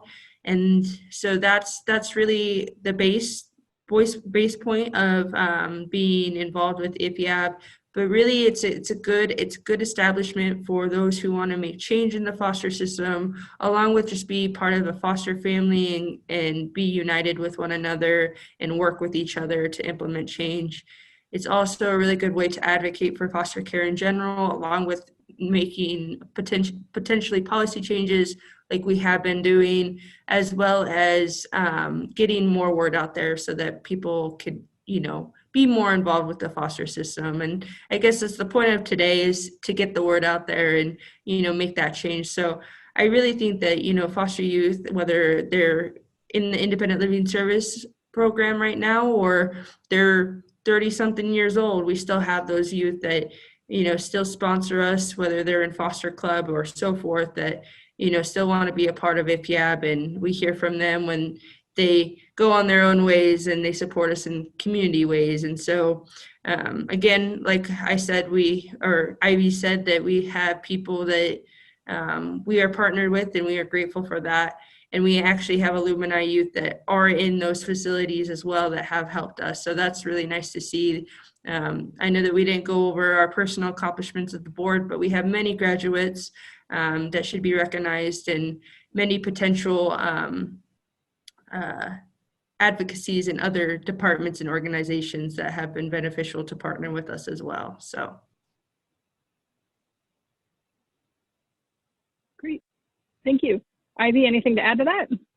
I think Bailey covered it beautifully, so thanks, Bailey. Okay. If anyone is looking to reach out to IFYAB, you can connect with your local independent living coordinator, or you can also contact myself through our state website. So it has all of our information on there for IFYAB. All right, Ivy, why don't you take our next question, which is, how did foster care impact you in a positive way? Yeah, something that is I mention often to when I'm out sharing my experiences, that I think foster care really helped me develop my ability to advocate for myself. Really taught me how to take a problem and not just take no for an answer. I will always try to find another way. It's almost like this stubbornness that has now been drilled into me, but really it has helped in my problem solving abilities, and then also being able to reach out for help when I need it. And that's a skill that is invaluable, especially as a current college student. Learning how to ask for help when you need it is very valuable. Great, thank you. Bailey, same question. How did foster care impact you in a positive way? That's a tough question. I would say it expanded my horizon, because even though, foster care has a bad name to it, I would say that I wouldn't change anything that I've ever experienced in my life just for the fact that I wouldn't be the person I am today. Foster care has made me be the leader that I am, as well as be involved with other youth's lives and other social workers' lives. Foster care, I would say, impacted me the greatest because that's my biggest support system. My biggest support system is from foster families and other foster youth and social workers. Those are the people that are at my graduation and potentially my bachelor graduation and eventually my wedding and so forth. Those are the people in my life. And so I would say that is the biggest positive in my life, because despite my past and everything that I've gone through, those are the people that I will have in my future. And so that That's how I would say that. All right, thank you. Follow-up to that would be for you, Bailey, and Ivy, I'll ask you the same question. If you could change anything about your experience in foster care, what would it be? Wow, these are some great questions. I would say there's a few things I would change. First off, I was really passionate about the sibling bill, and that's, something that I helped get, not get started, but work to get finished. And so I'm really passionate about that because I know that that was something that was misfortune while I was in the foster system, having that, not having that sibling connection. So that's something that I wish I could have changed during the time that I was in care. I would also say that more connection throughout, just with my CASA worker and my social worker and so forth. I think that would have been more beneficial for me, especially as a trauma youth growing through life and not having support systems elsewhere. And I would also say that another thing that I would change about my experience is that I tell people in pride panels all the time that, I wish that my foster parent was still involved in my life and still a part of my life, because I wish I still had that support. But unfortunately, I don't. And so that's something that I very encourage with all foster parents or adoptive families, is to maintain that relationship and that connection, even when someone ages out and turns 18. All right, thank you, Bailey. Ivy, if you could change anything about your experience in foster care, what would it be? Yeah, something that I personally struggled with during my time in foster care. I was put in a handful of foster homes and the Hayes Shelter home. It was a group home for a year and a half, almost 2 years. And for me, the transition, moving from house to house, and especially living in like that group home setting, was especially difficult. And I wish that there was almost just a better way to help train foster parents, especially in the way of like how to transition youth into your home and be more better able and equipped to handle youth that have experienced trauma in their home. And then beyond that, obviously just would love to have more foster parents beyond just the state of Idaho, but just all over. I think we're just seeing just massive shortages of homes, and a few times I was even just placed with friends because there just wasn't even a placement for me at that time. And I just wish that there were more families out there that are willing to take in foster youth and give them a chance at life. All right, thank you, Ivy. Next question to you is, tell us about your experience with your social worker while you were in foster care, and have you stayed in touch with any staff? Yeah, I had quite a handful of social workers as well, and I am still in contact with a few of them. When I was almost 16, I was also paired with a Casey Family Programs liaison and social worker from Casey Family Programs. So I technically had two at one time. And I do keep in touch with both of them. I graduated from Boise State back last spring, and so I wasn't able to have a big graduation ceremony that I was hoping, but once hopefully this pandemic's over, I'm really looking forward to celebrating that with my social worker from Casey Family Programs. And I do still keep in touch with a few of the social workers I have from the Department of Health and Welfare, and very easy to do, also still being a part of the Idaho Foster Youth Advisory Board. I will say, as like part of like some of the experiences I had, I will say that something that really meant a lot to me when I became part of the Casey Family Program was that it was luckily right at this point in my life that I was right in the midst of all this teen angst and then just having a lot of really traumatic things happen being in foster care. It's a lot of change happening all the time, and you're also just still being a teenager and trying to figure out who you are and your place in this world. And I was at that point, I had been in care for almost 4 years, and I was just becoming really upset and angry with every aspect of my life. I felt like the world was just this unfair place, and I felt like I was the only person in my corner. And unfortunately, just the workloads that social workers are trying to keep up with, I think, is just really hard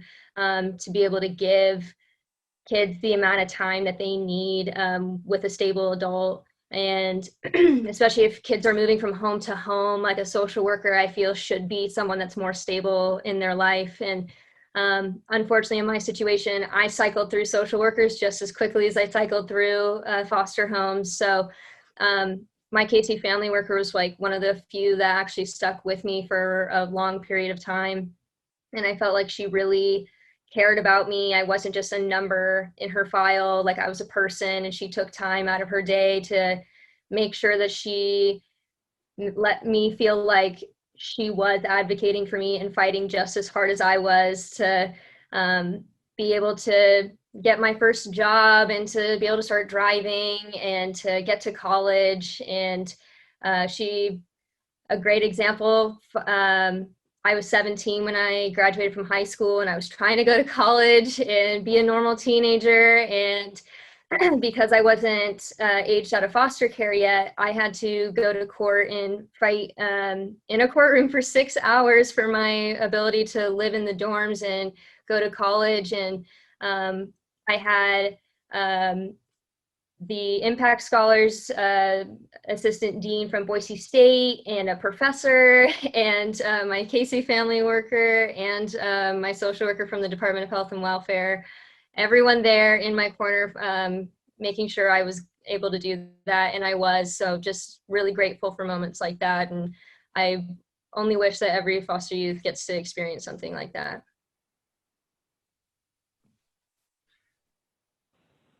Great. Thank you, Ivy. Excuse me, Bailey, that same question to you. Tell us about your experience with your social worker while you were in foster care, and have you stayed in touch with any staff? Can I say ditto? No, I'm just kidding. My apologies. So I had quite a few social workers, unfortunately. Again, that is something I wish I could fix. But of course, every social worker has their different experiences and their caseloads and so forth. Unfortunately, my first social worker I had a bad experience with. And then I actually had the chief of staff down in Twin Falls, Idaho. And that was a great experience, but that was short-lived. So I got another social worker, and that was short-lived. And anyways, it just went from there. But I would say that during that time, I had my independent living social worker, and he was the first man that I ever trusted. He encouraged me to do things that I didn't feel up to doing because I was a depressed, traumatized kid. There was times where I never left my room and so forth, but he always called me, he always checked up on me, so that, you know, if I wanted to participate in workshops and activities, I could. So he gave me that option, but also respected my time. And so I think that was very valuable as a social worker. And I eventually started going to these activities and workshops, and, you know, it helped me, you know, bring up my confidence and my, you know, ability to, you know, work in relationships and groups and so forth. I guess what I'm saying is it helped me gain skills that I didn't have before, that I never learned before in my previous homes. And so that was very beneficial. I don't have contact with them today, unfortunately, which is really sad. But when I became part of IFYAB, I gained a lot of different relationships with other social workers, and I'm forever grateful because those are the social workers that are still in my life today. They're the social workers that went to my graduation, and hopefully when I get to celebrate my next graduation that they'll be there, hopefully due to this pandemic. And anyways, so I'm very grateful for that, and I have stayed in touch with those staff members. Some of them have gone on to other things on their journey, but I still have contact with them. And no, it's not a dual relationship, but I, consider them as family, and they're going to be the ones in my future and the ones that I rely on, and I'm very thankful for them and grateful for them. And I just wish we had more. I wish we had more social workers that went for the right reasons. And I'm not saying that most social workers don't, but I know that there's some that don't. And that's just something that I've seen as a youth and also as a student that's going into the social work field. And so that's just insight that I want to put out there in the real world of reality of things. And so I would say that that the staff members that I have interacted with and still have in my life have changed my life to be a better person, and I hope to continue to have them in my life. Thank you, Bailey. All right, the next question is to you, Bailey. What would you tell your younger self when you were in foster care? Wow, I want to know who asked this question. I would say don't give up. I would say a lot of things about encouragement because not to go down story lane time, but when I was in the foster care system, when I entered, I was very depressed. I was very times where I didn't live and tried ending my life. And so I was just a very depressed kid, and there was times where I wanted to give up. There was times where I didn't want to go to school or play in sports, where I used to play in sports.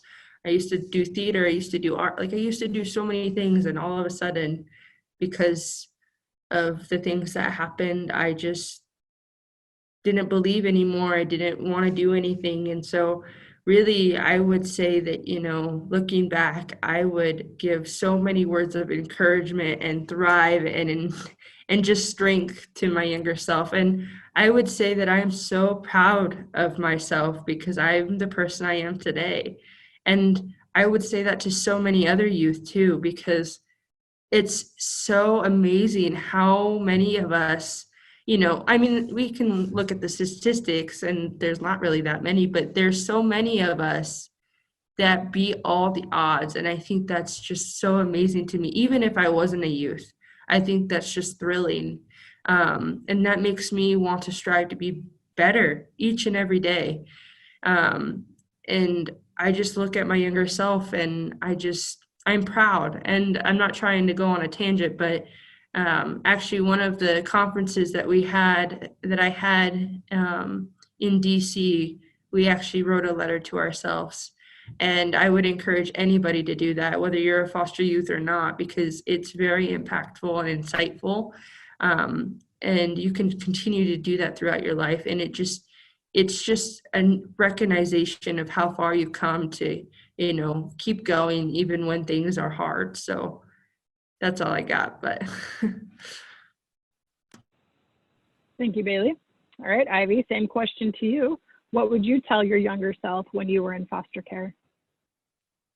Yeah, I think I touched a little bit on this in the last question, but just to reiterate, I think like a lot of foster youth, like it's a very emotional and traumatic experience to kind of just be uprooted over and over and over again. And so at a certain point, it just starts to wear on you. And I started getting really just like angry at the world, and in a way it pushed me harder to fight for myself and advocate for myself and my needs. But at the same time, I think I just became really like calloused, and I didn't really let a lot of like my foster parents in. I refused to trust them and believe that they were there for my best interests. And I think I kind of just kept everyone at an arm's distance, just didn't want to be hurt anymore. And I guess I would just try to like tell like my younger self that, it wasn't true. And I didn't have to keep everyone at an arm's distance. And I probably would have had some emotional healing had I let people in.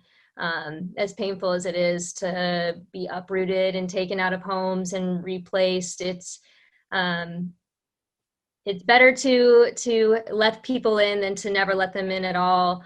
And I think I would have had a lot more support and felt more connected to a lot of like my foster families had I done so and not been so cynical.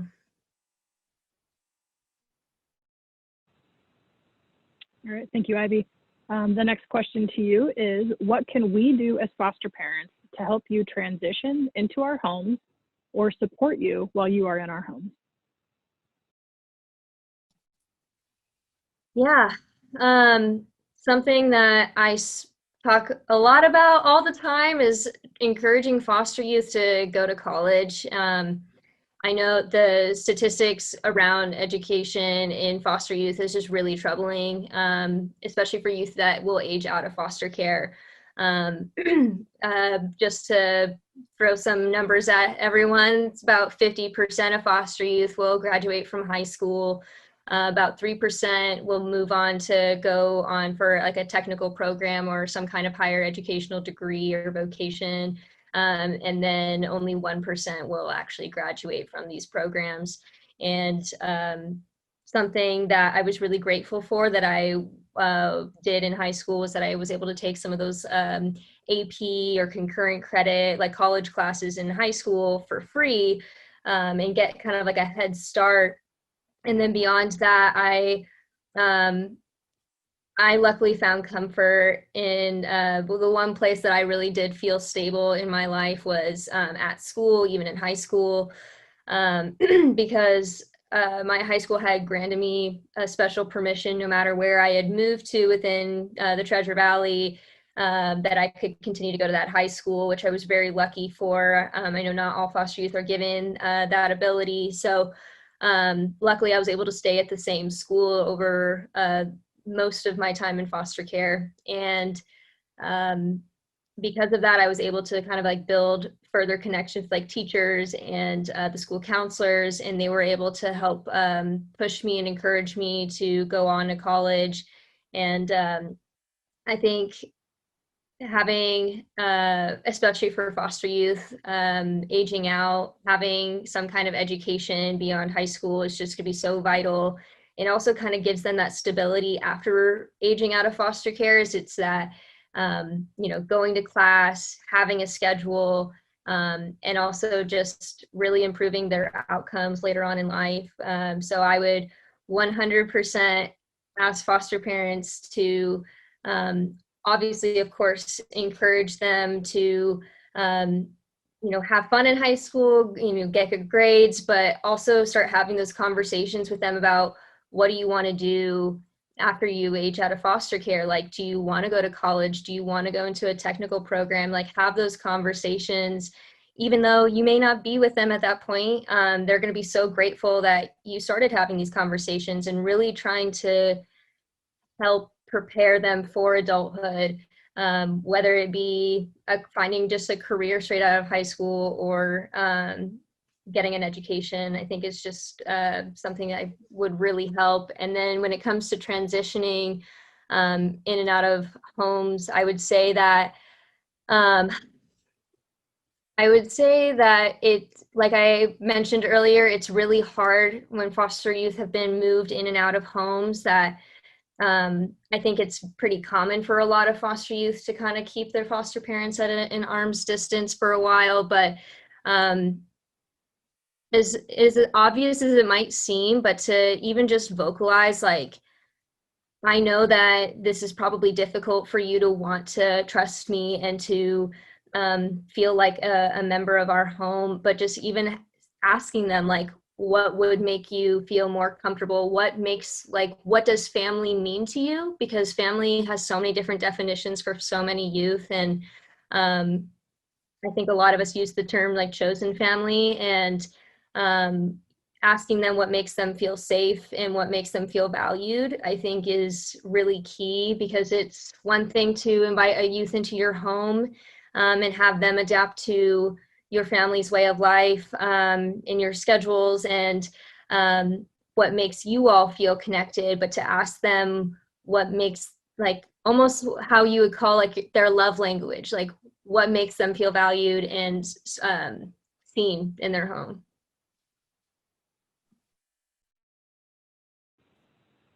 All right, thank you, Ivy. Bailey, same question to you. What can we do as foster parents to help you transition into our homes or support you while you are in our home? Wow.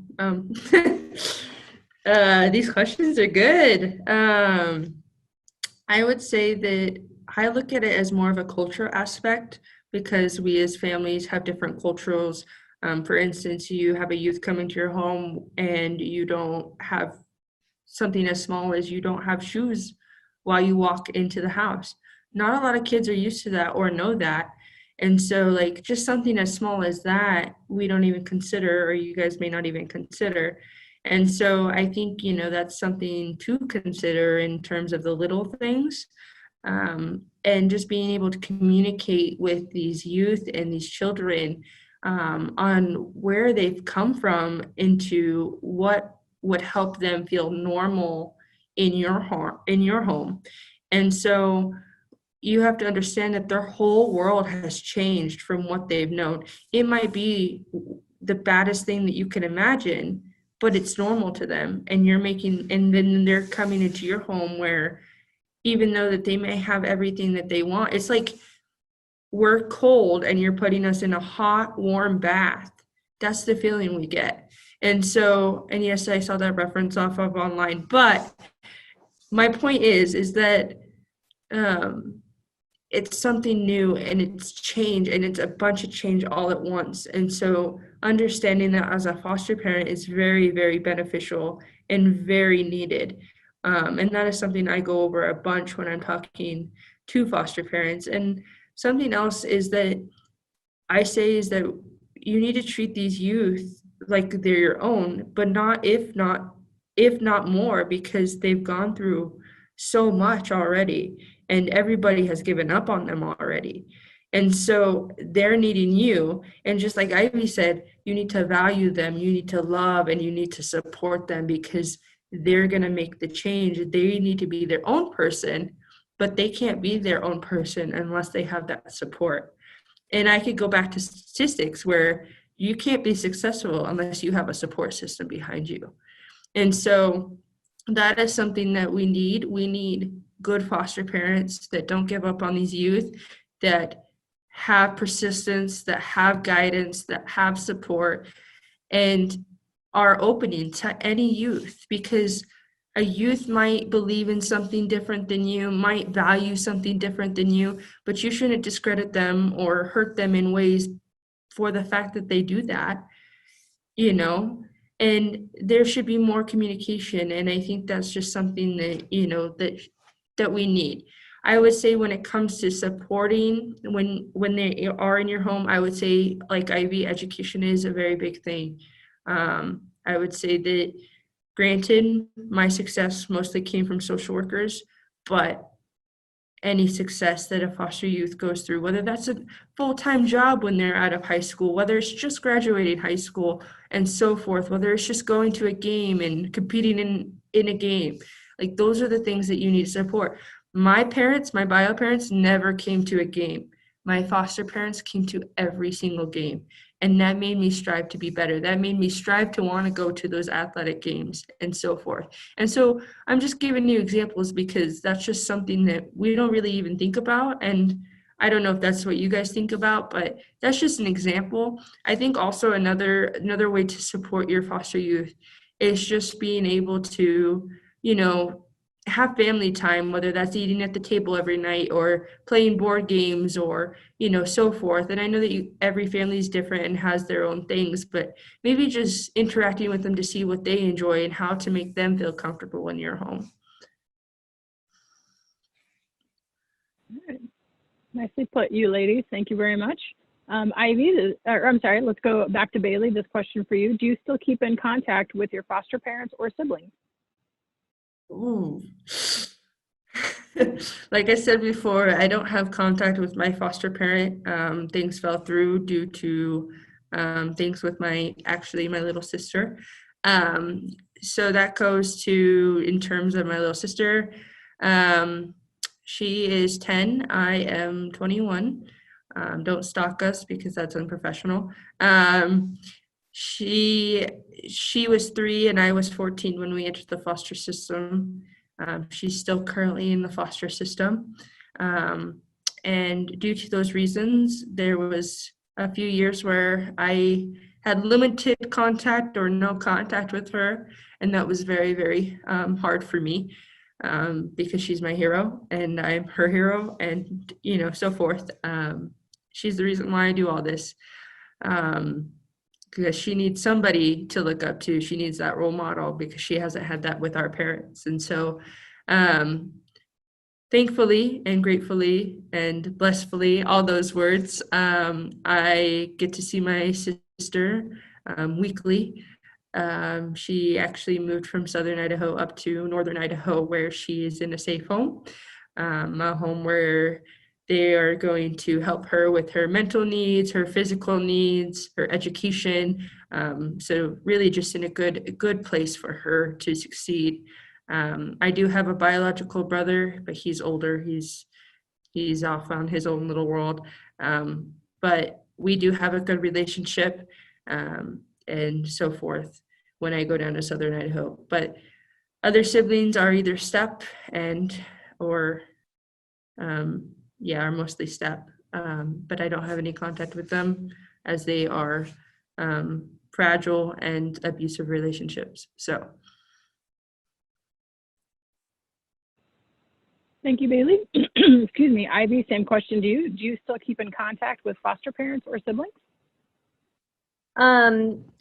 Similar to Bailey's answer, I don't particularly keep in contact with, I would say, 95% of my foster homes. I do keep in contact with one of the foster parents I had pretty early on in my foster care experience. I entered foster care when I was 12. So if you can imagine, 12 I wasn't quite a troublemaker yet. So we had a pretty good relationship, and it was actually one of the few homes that I felt really stable in. And I really enjoyed being there. But it was at that point that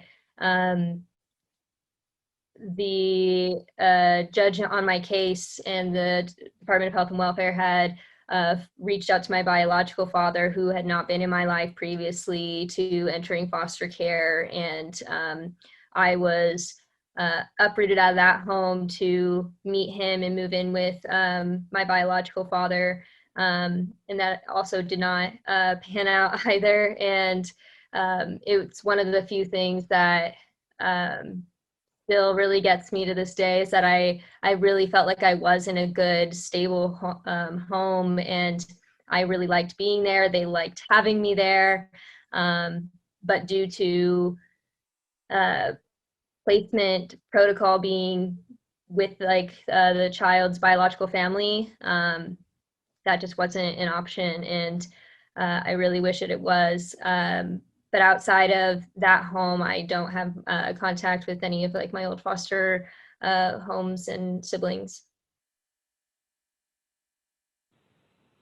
All right, thank you. Ivy, what was it like transitioning out of foster care, and did you feel supported enough? Man, I could talk about the transition out of foster care all day long. But like I mentioned earlier, I was 17 when I tried to go to college, and there was a lot of things that came up, both what was actually going on in my life, and then emotionally too. The impact of aging out of care was just really difficult, because if you imagine a normal teenagers, going off to college and living on their own for the first time, it's still very difficult, but it's not like they lose, they're never going to speak to their parents again, or they're not going to get that support anymore. Whereas for a lot of youth, it feels like the day they turn 18, they are taken out of their, on their birthday, are taken out of their foster homes. they have to have luckily the department's able to help come up with these plans for when they do age out, like where are you going to go. Unfortunately, we don't have for a lot of youth, the options, if they're not trying to reconnect with their family, they either need to find a job, they need to, an option used to be Job Corps, but that is no longer a live-in program here. So many foster youths are now relying on the department to help them find housing after they turn 18. And I would say that it's the little things that I think a lot of people don't think about, but when foster youth have to experience it for the first time is just really flustering and overwhelming. It's like, no one taught us how to do our taxes and we're doing this by ourselves. And it's those types of things that I wish foster youth were better equipped to handle when they do age out of foster care. For me, myself, I had to get my driver's license when I turned 18.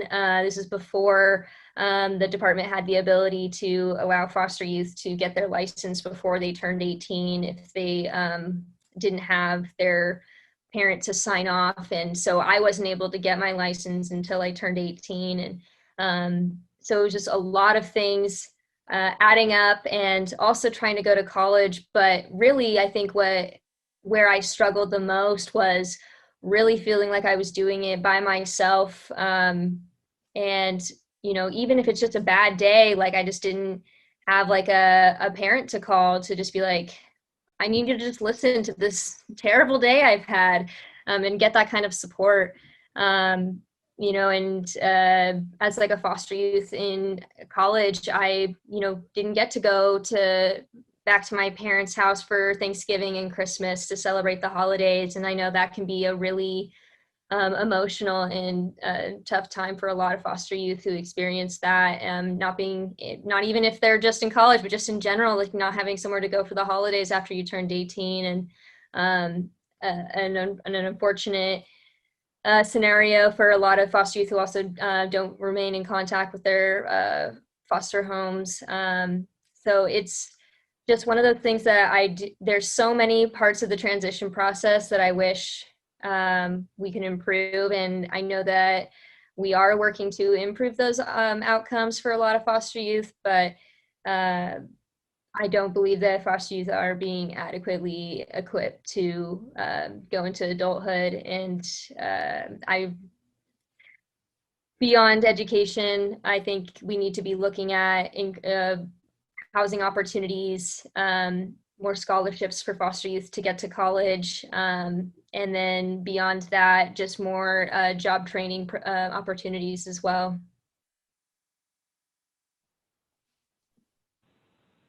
Thank you, Ivy. Bailey, same question to you. What was it like transitioning out of foster care, and did you feel supported enough? So I'm just gonna say the same thing as no, I'm just kidding. I have humor in these things, I'm sorry. So I would say that my transitioning out of foster care, I was actually 17 years old and I got guardianship by my foster mom. And the reason I got guardianship was that during that time, I had to be guardianship so that I could get my license, my driver's license. Those things have changed now, but during that time, I had to be guardianship. And also the fact that I was actually moving up to northern Idaho to be with my biological father and maintain a better relationship with him. Unfortunately, that didn't work out. But I had to be not in the state care for the fact that he was a sex offender. And so the state obviously wouldn't allow that. And so that was another reason I got guardianship at 17, because I graduated high school at 17. And so I'd have to wait that whole summer before I moved to college anyways if I didn't get guardianship. So there was pros to getting guardianship at 17, right before my 18th birthday. But unfortunately, I really wish that I did age out at 18, because I feel like I would have had better services in terms of, health care, because there was a couple years where when I was 18 and 20 or 18, 18 and 19. No, I was 19 and 20 because my Medicaid ended when I was 19, and I couldn't go to the doctor because I couldn't pay for the doctor, and I didn't have that support that I needed in the health realm of things. My mental health decreased and so forth, and so that was very difficult.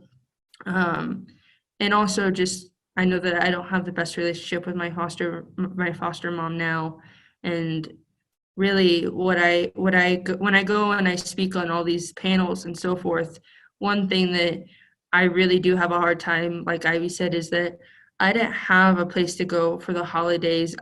These past 2 Christmases were the first 2 Christmases I've ever got to celebrate in my life.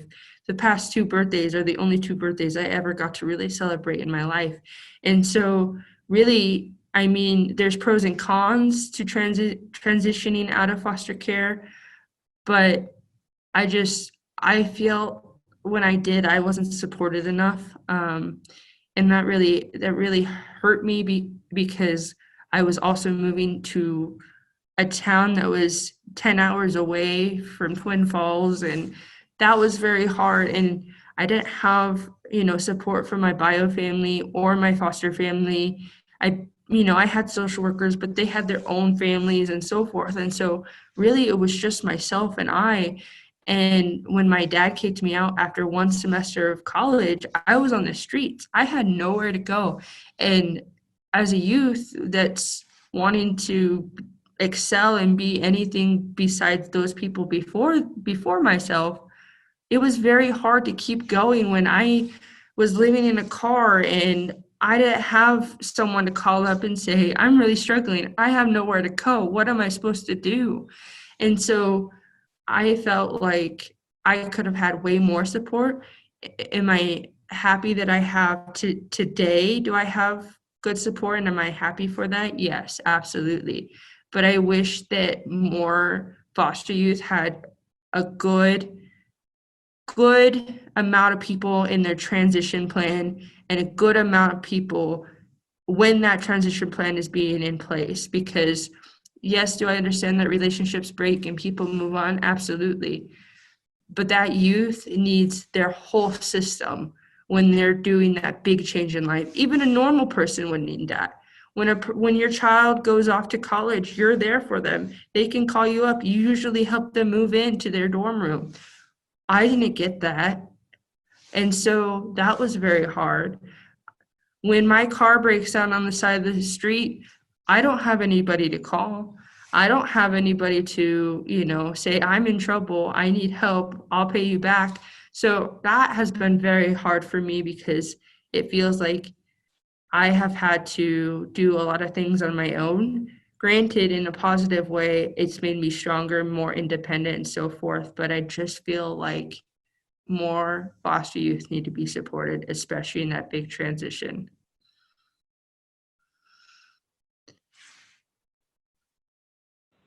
All right, thank you, Bailey. The next question for you will be, what is one thing you want everyone to know about the foster care system? It's not the kid's fault. I know that we say that a lot, but it's still there. It's still that stereotype. And it sucks because, everybody has their hands in the pot. And I feel like it shouldn't be that way in some sense. But I think that's one thing I would say. I would also say that, the foster care system isn't all as bad as it seems. I mean, obviously, every story is different. Everybody's experience is different. And I think that there's good parts of foster care, but there's also really bad parts of foster care. And I think that's just with everybody's hands in the pot. And I guess that's why we're here, is that there's all these different organizations trying to make it better. Department of Health and Welfare is trying to implement change to make it better.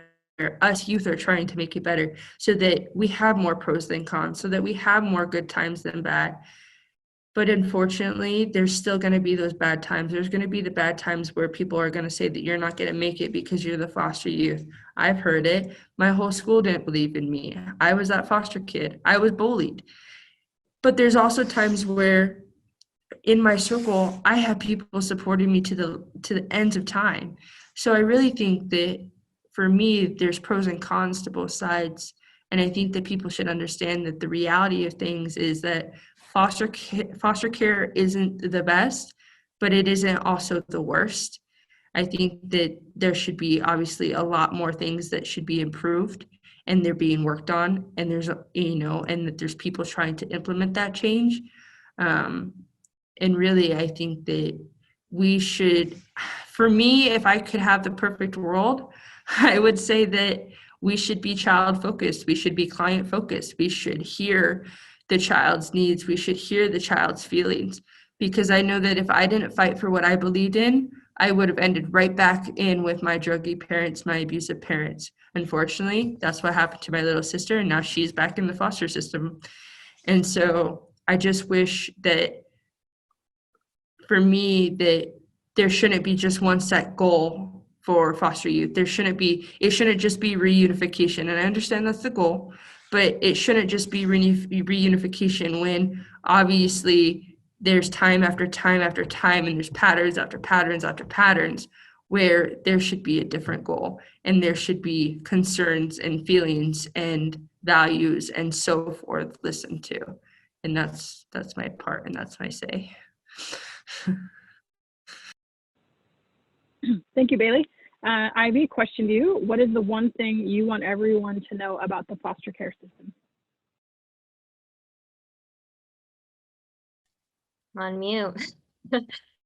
I would love everyone to know, kind of piggybacking off what Bailey was saying earlier too, is just that there is so much associated guilt and shame that comes along with like being in foster care. I think for a lot of youth, I experienced a similar thing where I, for a very long time, didn't tell any of my high school friends about my situation. I didn't want anyone to know.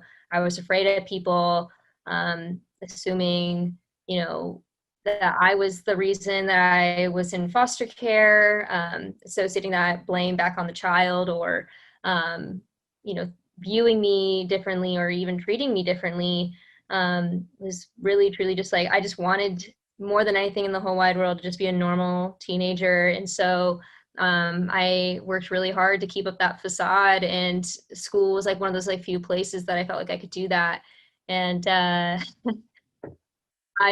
have a similar experience to Bailey where it was my senior year of high school. I really felt like I was ready to kind of start, like it was in my English writing class. I really wanted to kind of use that as an outlet to work through some of these feelings I was having about, about to go off to college and coming from being a foster youth, like what that meant to me. And so I did have a conversation with my teacher at that time, letting her know, like, I'm experiencing a lot of feelings around this, and it's like what I want to be writing about. And I don't want to have to share that with the rest of the class because everyone would have to share what they wrote about. And so she luckily made that exception where I wouldn't have to share what I wrote about. But I do remember one thing towards the end, I was about to graduate. She ended up keeping me after class one day. And I think she meant it with the best of intentions, really, truly, but her words have stuck with me to this day. And it was, she had told me, Ivy, I'm just so proud of you. Like, look at you, you're about to graduate. Whereas, most kids in your situation would be, could be out on the streets selling their body or selling, drugs. And here you are about to graduate from high school. And it was just all of my worst, like all those terrible thoughts and voices that I heard in my head about like what it would mean if people knew I was in foster care had like come to light, and it was true. And it actually silenced me for an even longer time from being able to do things like this where I talk about my experience. And I wish for more than anything that so many more foster youth didn't feel that way. And I think we would see a lot more improvement and a lot more youth wanting to be involved after the fact and being a part of boards like the Idaho Foster Youth Advisory Board if they realize that that's not how everyone feels, that's not how everyone sees foster youth. but there are just those few that do. And I think we should work really hard to fight those stereotypes and to fight that kind of rhetoric. And especially, like, I can't even count the amount of times that I am just so grateful that there were people that came into my life that gave me a chance. You know, especially like seeing that I came from foster care, and thinking about equity versus equality, that I may not have had straight A's in high school, but there was scholarships in place for foster youth that help get them to college.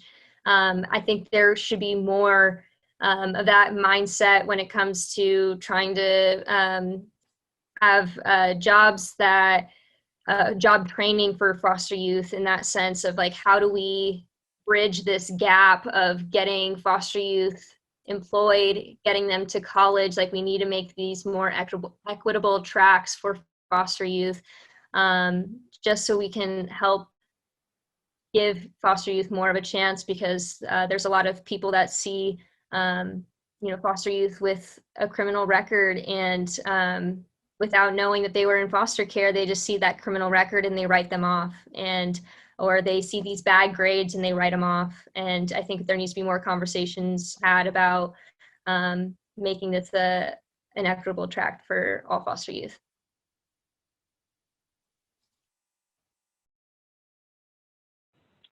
All right, thank you both.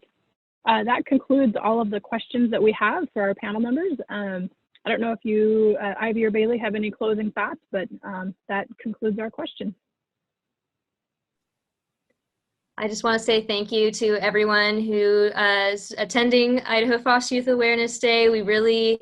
It means the world to have community members come and learn about what we do on the Idaho Foster Youth Advisory Board, and being willing to listen to our stories and our experiences, and hopefully, even if it just touches one person's, way of thinking of foster care, and being willing to become like a foster parent or being an advocate for the foster care system, means the world to us. So thank you. Yeah, I definitely agree. I won't say everything Ivy just said because it was phenomenal, and she put it into great perspectives. But I do want to say that I thank you guys for being here and just watching and listening to part of our stories, and just being able to gain insight and about our stories along with other people's stories, and being able to advocate and just work with us through this Foster Care Awareness Day and give awareness to you guys. So it's really greatly appreciated, and thank you for your time.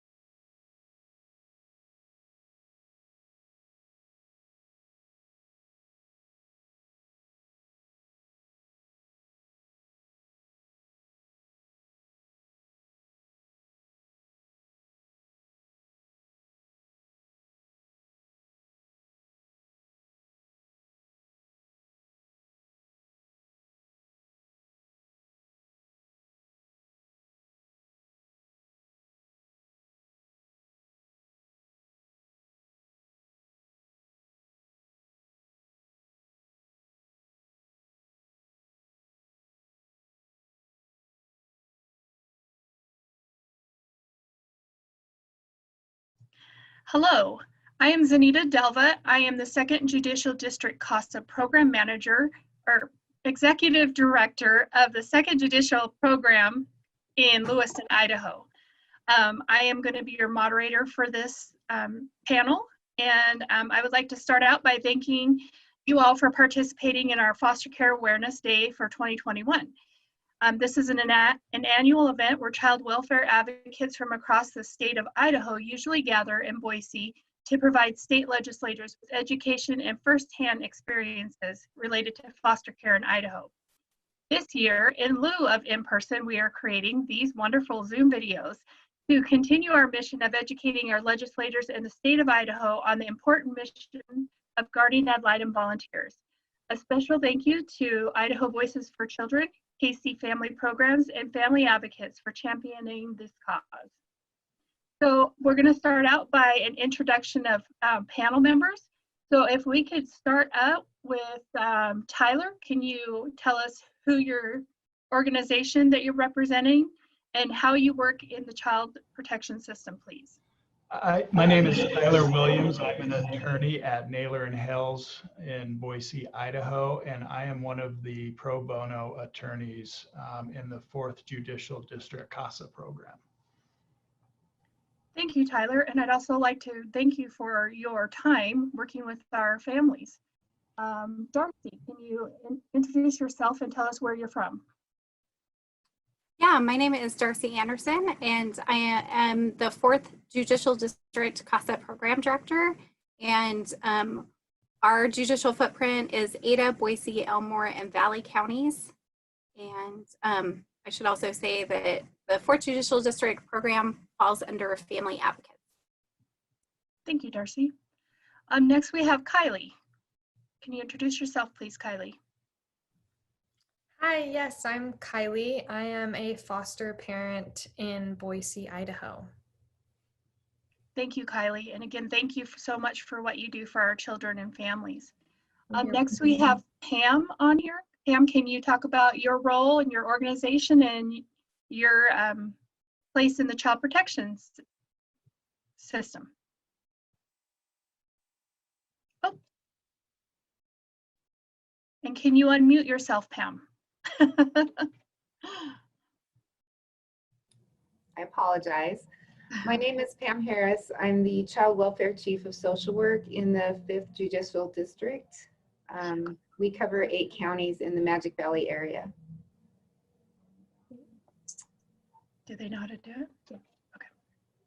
Thank you, Pam. And finally, we have Josh and Amanda. A little bit of Amanda.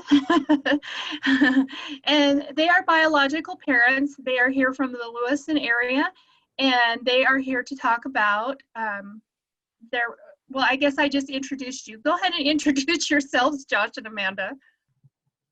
Okay, I'm Josh Campbell, and this is my wife, Amanda Campbell, and we're so grateful to be here today to share our story and how we've been with CASA in the past, how they've helped us. All right.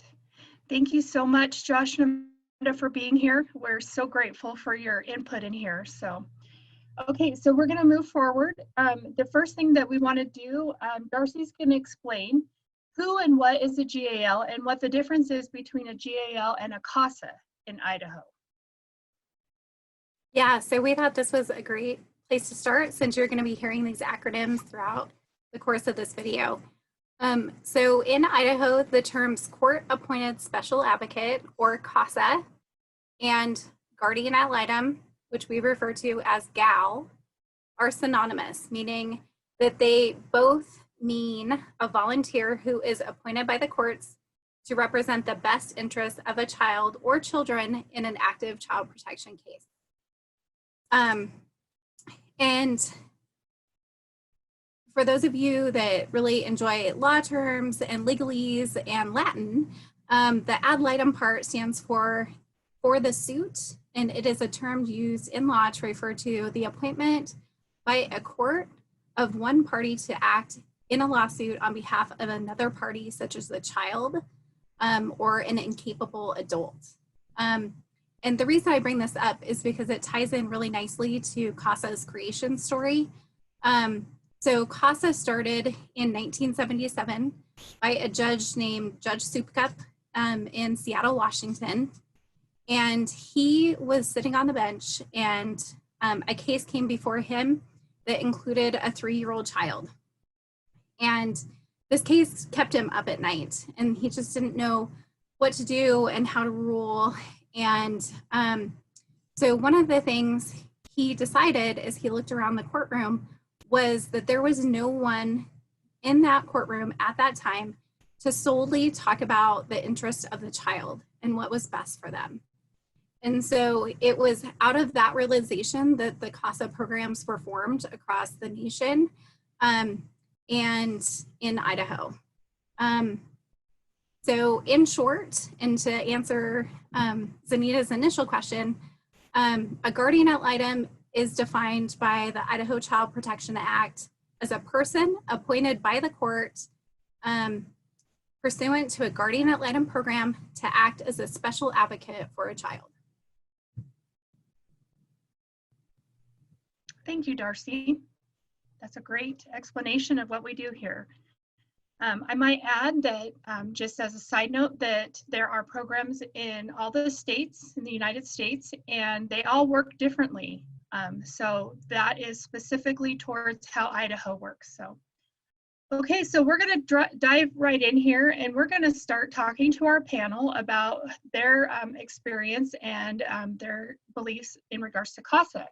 So the first question that we have is, I would like each of you to describe your initial interactions with your guardian ad litem. Was it in the courtroom? Was it in your home? Was it in the Department of Health and Welfare? And what was your initial interaction?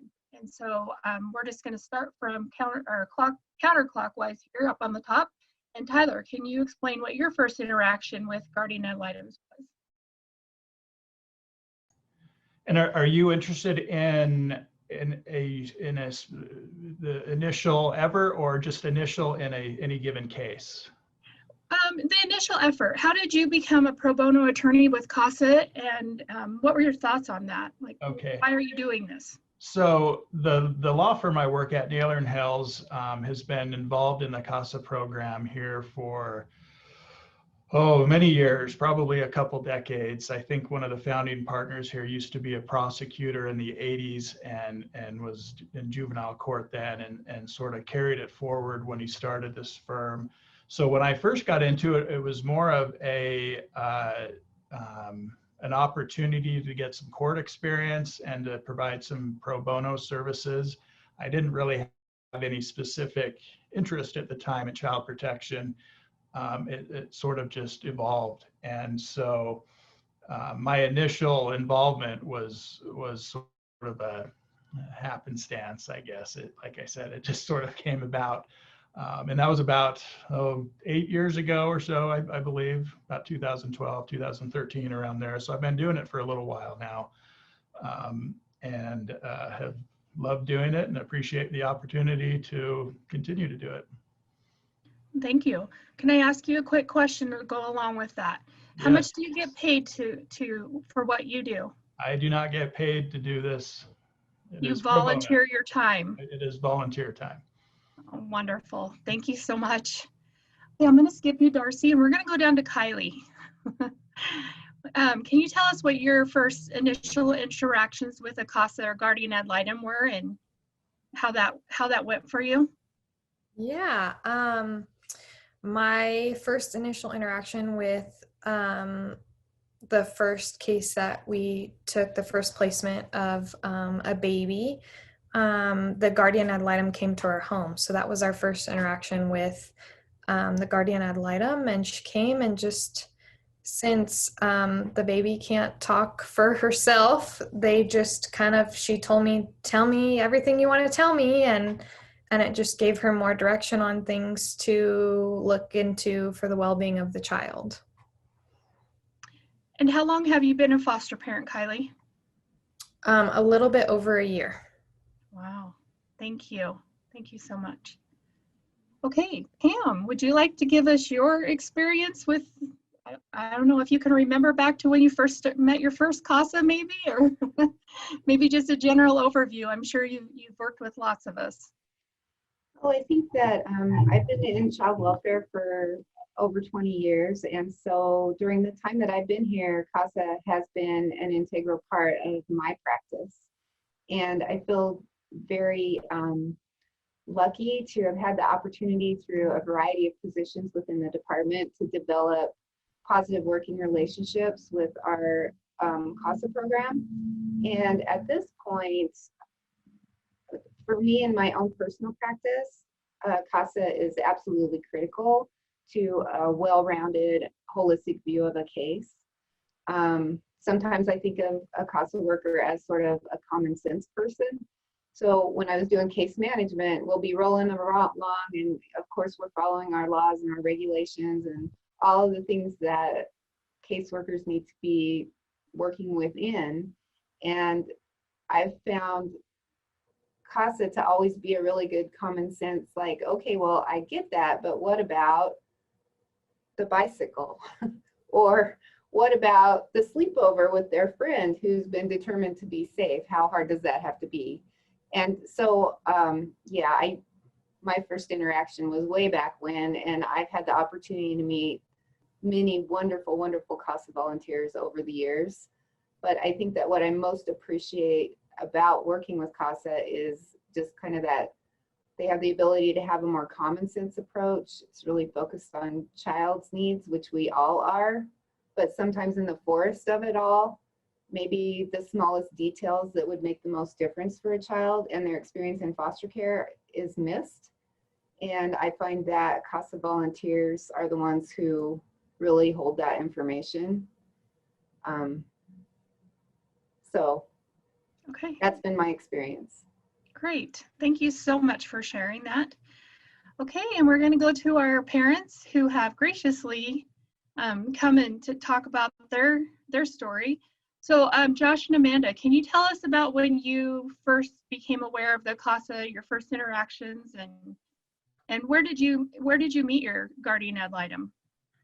Yeah, I met Zara coming out of the family planning part of getting the kids back, where you go over what will happen if you don't follow through with the program and everything like that. And that was the first time I got to talk to her and stuff. And she came up and was telling me, hey, I know this meeting's hard, but if you stay with it and you follow the program and you do the hard work, you can get your kids back.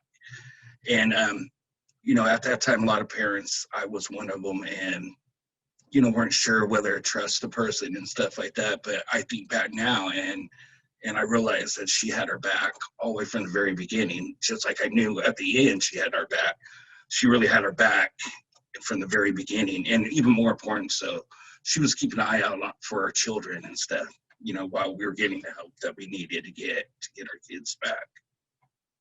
And she for us not only to help us through it, but she actually made us realize that, hey, this is your last chance. You want your kids, this is what you need to do. And I had to really look at it as, what if you mess up and you don't get your kids? Who's going to take care of them? Like, you got to plan it. And that was hard. That was the realization that I needed. And she wasn't just there to kick us in the right direction, but she was there to help us get through the tough times, to relay messages for us. And what was really important was that she was the voices of our children. She was there when they couldn't be, and she was best interest for them, helping them get into the foster home, making sure they're comfortable, bringing them back home, and it was just, we are very grateful to have met Zara and having her in our lives, and to this day we still enjoy seeing her. Thank you so much. We appreciate that. So that brings me to our next bit of information. What Darcy's going to talk about is, so we have these volunteers that work with our children and our families, and they're not just everyday, well, they are everyday people. Of course, they're special. I believe that they're special superheroes in every sense, but we're going to talk specifically about what their quality duties are as a guardian ad litem. So Darcy, can you weigh in on that a little bit? Sure. And I just want to thank Josh and Amanda for it just being so vulnerable and talking about their experience. And I love to hear how much the guardian ad litem in your case was an integral part of your lives and still is. So that's amazing. For everybody else to just better understand the roles of our guardian ad litems, who they are, what they do, that sort of thing. So our guardian ad litem volunteers really do come from all walks of life. They have a variety of professional, educational, and ethnical backgrounds. While no special education or experience is required, we are unable to accept all candidates as volunteers due to the rigorous program and the sensitive nature of working with children. So that being said, the process kind of looks like this. First thing, you have to be over the age of 21. There is an application that you have to complete, which includes the submission of 3 references of people that know you but that are not related to you, so we can kind of get an idea of who you are. Then passing an in-person or virtual interview, and then also passing the criminal history check, which is in accordance with Idaho Court Administrative Rule 47. It is a very comprehensive background check. And then once somebody has taken all of those steps, then they can start the guardian ad litem training. And if those first couple of steps weren't enough, our training is 30 hours and it covers all of the topics that are mandated by Juvenile Rule 35 and National CASA Association. Just to give you an idea, those are things such as child development, how the court system works, and how to write reports. So after somebody has completed the pre-service training, there is also an additional requirement to complete 12 hours of continuing education every year, and that education has to be on the topic of child welfare. And then we also do ask in Idaho for a commitment of either 1 or 2 years. It depends on the program. And that is just so the children in those cases have one consistent adult in their case for the life of their case. And right now, on average, our cases are about 14 months, and that varies across different counties in Idaho. The other important thing to know is guardian ad litems are parties to the case, and their duties are dictated by Idaho Code Section 161633. And I'm just gonna kind of in short run through that. The duties include gathering information. So that includes what brought the children into care, the history, their environment, their different relationships. Facilitation, which is identifying resources and services for the child specifically, but also helping out the family as needed. And then we have this huge advocacy piece. And you heard Amanda and Josh talk about that, is speaking up for the child through fact-based recommendations given to the court through the usage of a court report. And all of those recommendations are based on what is in the child's best interest. It's also important to note, we advocate for the whole child. So it does not matter of race, gender, religious beliefs, language, sexuality, social origin, anything like that. Our guardian ad litems are appointed to a case by the court, and we advocate for that whole child. And how we do that is we really get to know them. So it is mandated that we go to visit the children every 30 days and really understand what's going on in their life and who is critical to them, and just really get to know them well. Then we also monitor what's going on with the court orders and alert parties if something is not happening. The confidentiality piece is also really huge. for a guardian ad litem, because we realize that these families and these children have gone through a traumatic event. And we as community members do not need to be talking about this case. And so we are held to a very strict confidentiality code. It's also important to note that most of our guardians are carrying less than 3 cases, which means that they can really devote a lot of time and attention to the kids on their cases because they don't have astronomical caseloads. And so this is an integral piece to me, and how we are a little bit different from some of the other parties to the case is because we can spend that extra time really getting to know the kids. Thank you, Darcy. That was a great explanation and duties of the CASA and the roles of the GAL. So next I would like to ask Pam, how are the duties of a Department of Health worker different from those of our ad litem? Well, I think that the most striking difference would be that when CASA is appointed to a case, which is generally at the shelter care hearing in a child welfare case, so that's within 48 hours of those children becoming involved with our system legally, they immediately begin to conduct assessments in relation to the specific needs of the child to be able to contribute that to the processes moving forward. And so while a CASA worker is the voice of the child in court, a Department of Health and Welfare worker is assigned to work with the entire family. And so that's ongoing assessments, in-depth assessments of parents, assessments of the child's well-being, support for foster parents. It's a large array of responsibilities. And so I believe that as part of the team, as I kind of said before, it's all about the child and it's the voice of the child. So for example, the department may conduct a reassessment of safety to consider reunification and present that to the court. And so we're looking at, you know, where are the parents at with their corrective measures? What has mitigated safety issues in the home? And we may be at a point where we determine that those safety issues have been mitigated and we can recommend an extended home visit. However, we may have a CASA worker who is the voice of the child in court who is saying, for example, I don't feel safe yet. I don't want to go home yet. And so it would be the CASA that would put that forward for further consideration by both the department and the court. So I'm not sure if that answered your question.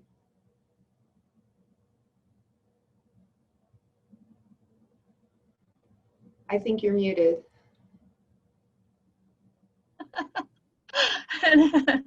I said I didn't hit the button. So I think that's a great explanation and gives a good example. So thank you very much for that. So our next question is for Amanda and Josh and for Kylie, and we'll start with you, Kylie. Based on your interactions with the guardian ad litems, what do you think makes them unique and qualified are qualified to represent the children that you're caring for and in the families? Kylie? Yeah, I think the really unique thing about the guardian ad litem is they have a low caseload.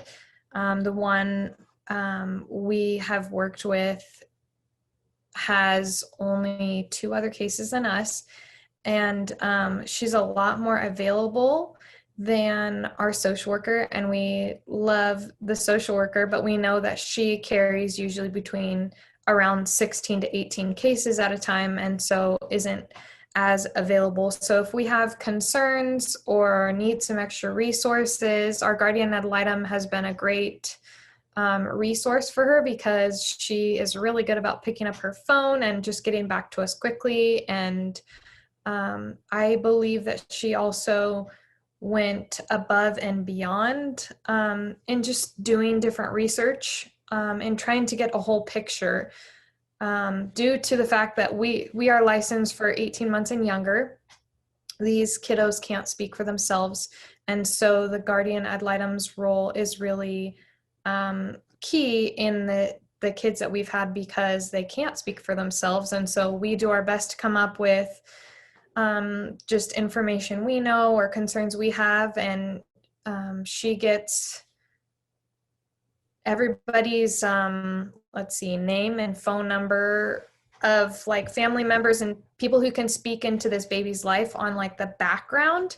And so she was able to do a lot of research that helped in making key decisions throughout the case for this child, because she was able to do a lot more research and devote more time that the social worker doesn't necessarily have because of their caseloads. Great.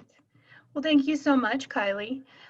Josh and Amanda, can you give us your take on your interactions with your guardian ad litem and what made them unique in the case? I would say that ours went, she went, well, she's in the other room hearing it, so I'm very happy that she is. She went way out of the way. She helped us look for a house so we could have stable housing. I mean, she got landlord numbers and stuff like that. And she really, she really stayed on us. Plus she kind of helped explain because when your kids go into the foster care system, you're given a list of things that you need to do. And, and you're not sure what you start off doing, especially like with us, we're addicts in recovery now, but, we were still unfortunately using, so we had to, she kind of kicked us in the butt, to get us going, in a nice way, and even when we were sober, she was telling us, hey, you know what, if you're ever struggling, call us and I'll make sure you get to, someone you need to get, to, so that way you don't use again and everything like that. So, I mean, this person's the voice of the kids are children, but she's also the voice for families too, because really the best thing is for the kids to have the family straighten up, have the parents straighten up and go home and stuff. And that's what she did for us. I mean, she helped keep us on track and stuff. And really, checked in with, for me, she checked in, made sure that I was going to my classes and, doing everything I was supposed to do, to stay on track. I have to agree, and I know that it's a traumatic experience when the kids are taken from their parents, and Casa steps in there and Zara gained the trust of our children and made them feel comfortable, helped them through things. It was like she was like a big sister to our kids, and we're very grateful for it. And I believe that Casa is one of the best things that could happen for cases like these. Thank you so much for that. So our next question is for Tyler. Tyler, can you tell us, in some states, guardian ad litems are attorneys. How is that different in Idaho? So as Darcy mentioned, every state, or I think most states, if not all of them, have some sort of CASA program. And so they're all ran a little bit differently. They have different statutory schemes, different rules that apply. There's a handful of states, I don't know what the breakdown is, but there's some states that have utilized professional attorneys as guardians ad litem. Idaho is one of the states that uses a non-professional class, unpaid volunteers of community members who serve as guardians ad litem. And so the difference is there's a few differences, and it'll depend on the statutes and how they're drafted. But some of the main differences are that the role of the non-attorney guardian ad litem is a little bit different than an attorney ad litem or attorney guardian ad litem, where the community members that we use here in Idaho advocate for the best interests of the child. They're not there really to represent the legal interests of the children. And so there's that difference. They also, and I like this phrase that Pam used, that they bring this common sense element to the case. There's just a little bit different approach and perspective of a layperson community member as opposed to a professional attorney who's there getting paid to do this as their job. I could probably go on, but I don't know how much you want How about that? So that might suffice. I guess the short answer is we use unpaid volunteer community members in Idaho. Okay, that suffices for now. I think we'll be able to go into that deeper too.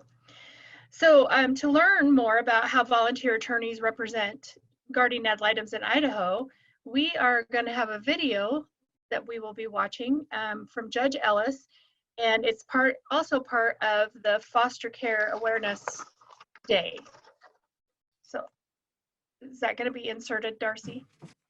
It's actually going to be an additional video that people can click on if they're registered for Foster Care Awareness Day. Yep, and it will talk about everything you want to know from the judge's perspective of guardian ad litems and their work in the courts. Great. And if you've ever seen Judge Ellis's videos, they are very informative, and so you'll want to click on that link and watch that. Okay, so we are going to go back to our panel and ask some more questions. So I have, we'll go back to Josh and Amanda. I'm sorry, I love listening to them talk, sorry. In your experience, well, I love listening to everybody talk. I'm sorry, I didn't mean to diminish anybody's. But, in your experience, why are the guardian ad litems critical to the child welfare system? Well, because I feel that the Department of Health and Welfare or the kids' attorneys, are professional, and you got parents coming in, talking to kids, as volunteers for CASA. A lot of volunteer members are parents, and so they're not going in with a this is my job mentality. They're going in with, hey, I love children and I want the best for the children, so they're able to get down to the kids almost like a big brother, big sister, level and stuff. I remember Zara, pack of gum. If her kids did she gave them a stick of gum, a piece and stuff. And they always were like, oh, we did this, we did that. And she had the gum for them and stuff. So, I mean, that's something that that you're not going to get because, people that work for the state are just so busy. I mean, they're doing their best, they're doing their best they can, dealing with all of us and stuff. And, they have to deal with the parents, the children, the foster homes and stuff like that. And this is just, I feel takes some of that pressure off of the state, and lets the kids, feel like they have a buddy, almost like someone going through it with them, Yeah. Yeah. Well, one example is our oldest daughter was having a rough time adjusting in her foster home. And she reached out to Zara, and Zara reached out to our worker, who we had an awesome worker for a social worker. And it's just stuff like that. Like, the kids are able to talk to the CASA worker, and the CASA worker goes and advocates for the kids to the judge, to the attorneys, to the health and welfare. And like Pam was saying earlier, that the CASA worker can say, no, the kids aren't ready, it's not safe, but they can also say, no, the kids are ready, I've checked it out, look how the parents are doing, the kids want to see them more. And we also had our CASA worker do that for us too when we needed more visits. We were doing good, we were doing more than the minimum, the kids wanted to see us, and she was willing to be there for the visits, because I know that the department they're overworked, they have a lot of work to do, and sometimes there's just not, we experienced there wasn't all the visiting hours that we were supposed to get, so there needed to be other places, and that's where she stepped in. Thank you. Kylie, can we get your input on that? So why do you think that the guardian ad litems are critical to the child welfare system? I think it's mostly echoing things that everybody has stated, but I just think it's great for somebody that has a little bit more time, and it's just an everyday person. And like they said, it's typically a parent that has a heart to see what's best for the child. And at least in our experience, our guardian ad litem has always had everybody's concerns on her heart and mind too as she walks forward in all of this. She constantly checks in on the birth parents, and she checks in on us, and she makes sure that things get relayed back to the social worker, and we'll make sure that things are moving forward if they need to be moving forward, or if something is falling through the cracks, like visits or something like that. She has been a huge advocate just in making sure that the babies are being bonded with parents, and that we're not feeling overwhelmed or left out of the picture, and just has been a huge support. And I think there's so many like the common sense thing, but also that she comes in with her heart and her emotions behind the work that she's doing and the volunteer work that she's doing, that you don't always see in a social worker or somebody, who's just doing their job. She has a lot of heart and passion and emotion in it, and really does want what's best for kids. Thank you, Kylie. Hey, Tyler, can you tell us why you believe, or first of all, do you believe, and why would you believe that CASAs are critical to the child welfare system? Yes, I definitely believe that the CASAs, or the guardians ad litem, are critical to the child welfare system. I think that their role, their unique role as an independent investigator, monitoring the case, facilitating or helping to facilitate some of these services, keeping tabs on things, and most importantly, being an advocate for the best interest of the child. I don't think these things can be understated how important they are. Overall, I think that the guardian sort of keeps, it's not really checks and balances, but it does, in a way, it sort of is analogous to that, where the guardian serves as a very important check on what's going on and independently reviews everything and tells the court what's going on, and then advocates for the child. I think that can't be, that's very important. I don't know how these cases would develop and progress without that role of the guardian ad litem. Thank you, Tyler. Pam?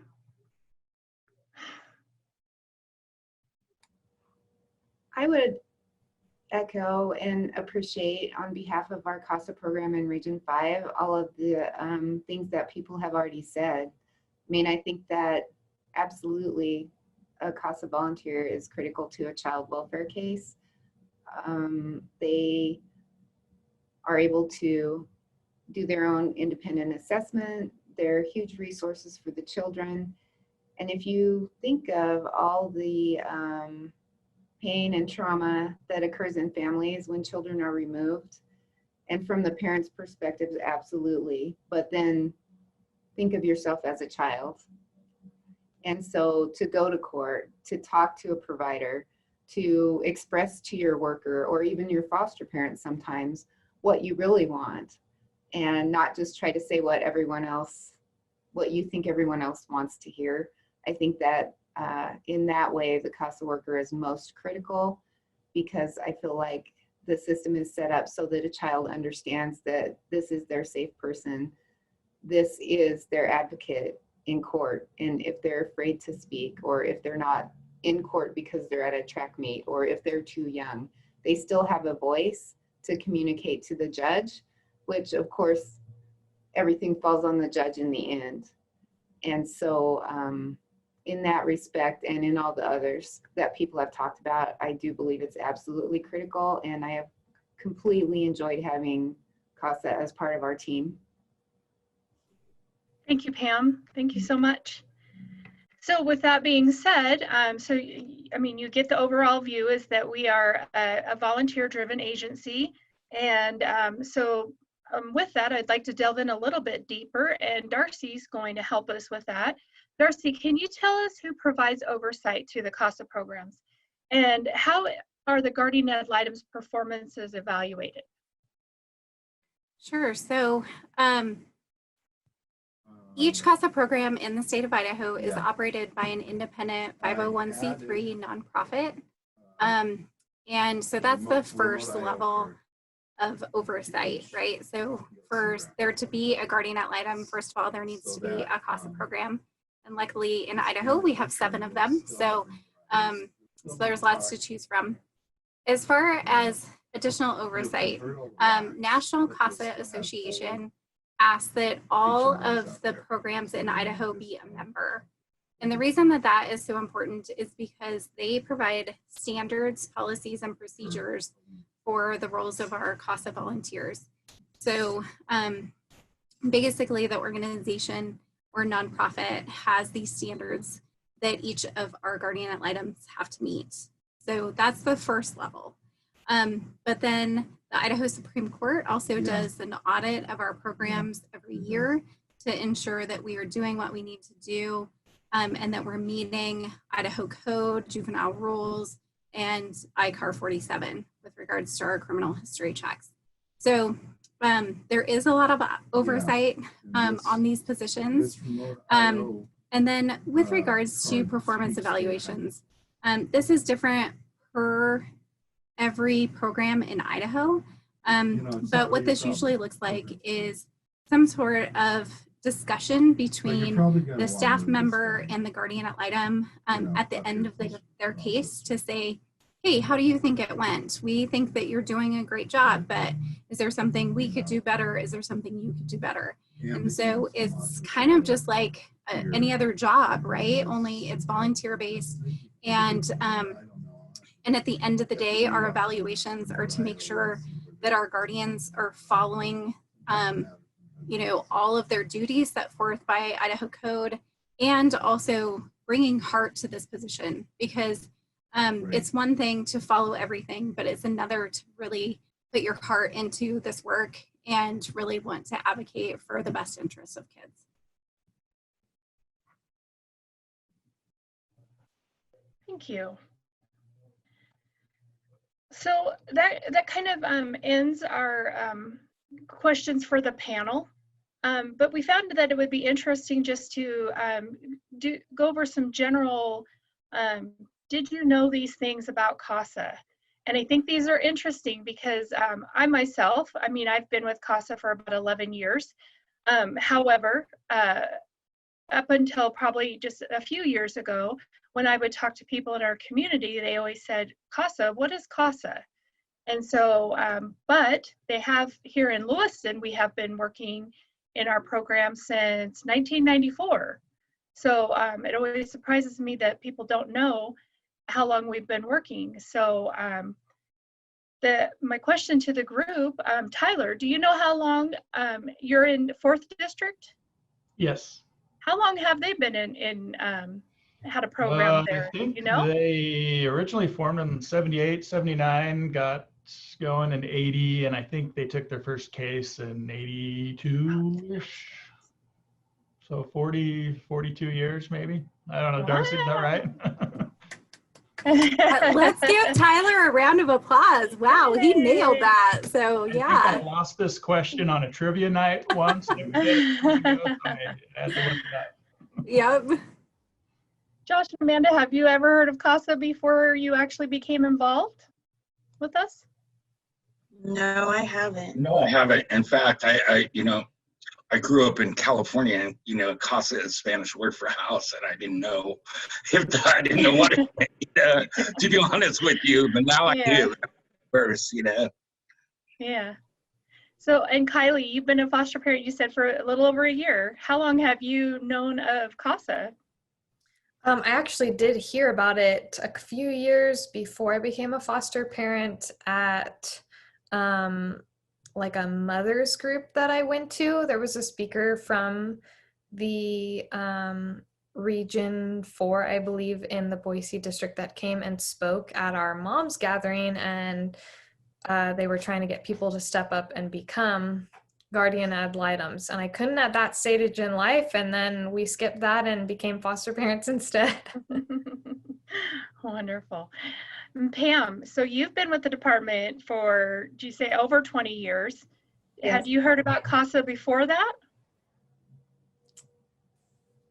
I don't remember. I don't, honestly, I don't think so. But certainly they've been heavily involved in my entire career since that time. Great. Oh. Yeah, wonderful. So just some statistics that I wanted to throw out there, and this is an interesting question. So Tyler, do you have any idea how many children were represented by a guardian ad litem last year? You know, I think Darcy recently told me these numbers, and I don't remember it. I know it's a lot. I don't want to guess. It's a lot. It is a lot. How about Josh and Amanda? Any idea how many children were served by all of the programs in Idaho last year by volunteer? I don't know. I'll guess. I'll just make a guess. Probably about 20,000 kids instead. Am I way wrong? Way above? Thank God you are. I mean, I'm okay. not I didn't to know. say that you are way above, but it's still a large number. Okay, way Tyler was acting like I thought I was thinking maybe 3,000, but then he said a lot of kids, so I thought, well, way up. Yeah. And Pam, you know how many we've served, so I'm going to ask Kylie. You have any idea how many we've served last year? Let's see, August 4,000. Okay, so my math is not so great, so I can't do this in my head, but let me break it down for you a little bit. So in District 1, they served 445 children. Here in District 2, we served right around 100 children. District 3, 321 children. District 4, 455 children. District 5, 218 children. District 6, 262 children. And District 7, 414. So a lot of children. So, yeah. And here's another great question. So how many guardian ad litems do you think we have in the state of Idaho last year? Any guesses? Just throw it out there if anybody has an idea. I don't know. Okay. That's another number I know I've heard from Darcy, but I did not retain it. Well, I would love to share this one with you. So, so last year, well, let's see, we have different numbers. Let me start by telling you this. Last year in District 1, the number of volunteers donated 8,110 hours of service. And so that's free hours of service that they gave. Here in our district, we gave over 2,500. In District 3, 5,358. District 4, Darcy, $14,000 or 14,000 hours and 931 hours. District 5, just over 2,300. District 6, about 5,000. And District 7, just right around 6,000. That's a lot of hours that were donated to these children and given. In District 4, I'd like to add that the attorneys that pro bonos that gave their hours, it was 3,115 hours. That's just amazing and wonderful. District 6 and 7, they also use pro bono attorneys, and District 6 had 661 hours donated, and District 7 had 3,120 hours donated by attorneys. So that is just amazing that people are just willing to give that much time to our programs and our children. So, yeah. And Zanita, oh yeah, go ahead. I did some calculations too, okay. to just further expand on that. And so if you add the total hours that our guardian ad litem volunteers donated last year, which was 44,273, plus the number that our pro bono attorneys donated last year, which is 6,896. It gives us a huge total of hours, but more importantly, it means that we actually, by having volunteers do this work, we saved the state of Idaho $2.8 million in child welfare. that was going to be my next question. So I'm assuming you used a calculator, Darcy, but I have a question for Tyler. I'm not sure if you can, well, you probably can. On average, let's say somebody walked into your office and they wanted to hire you to provide them services in a child protection case. About how much an hour would a practicing attorney charge for that? In Boise, if I were to be paid for that, it would probably be between 200 and 250 an hour. So Darcy, is that the number that you use times the hours that were provided? Yeah, so how I figured this total number out, so let's start with the pro bono attorneys, since that's what we're talking about.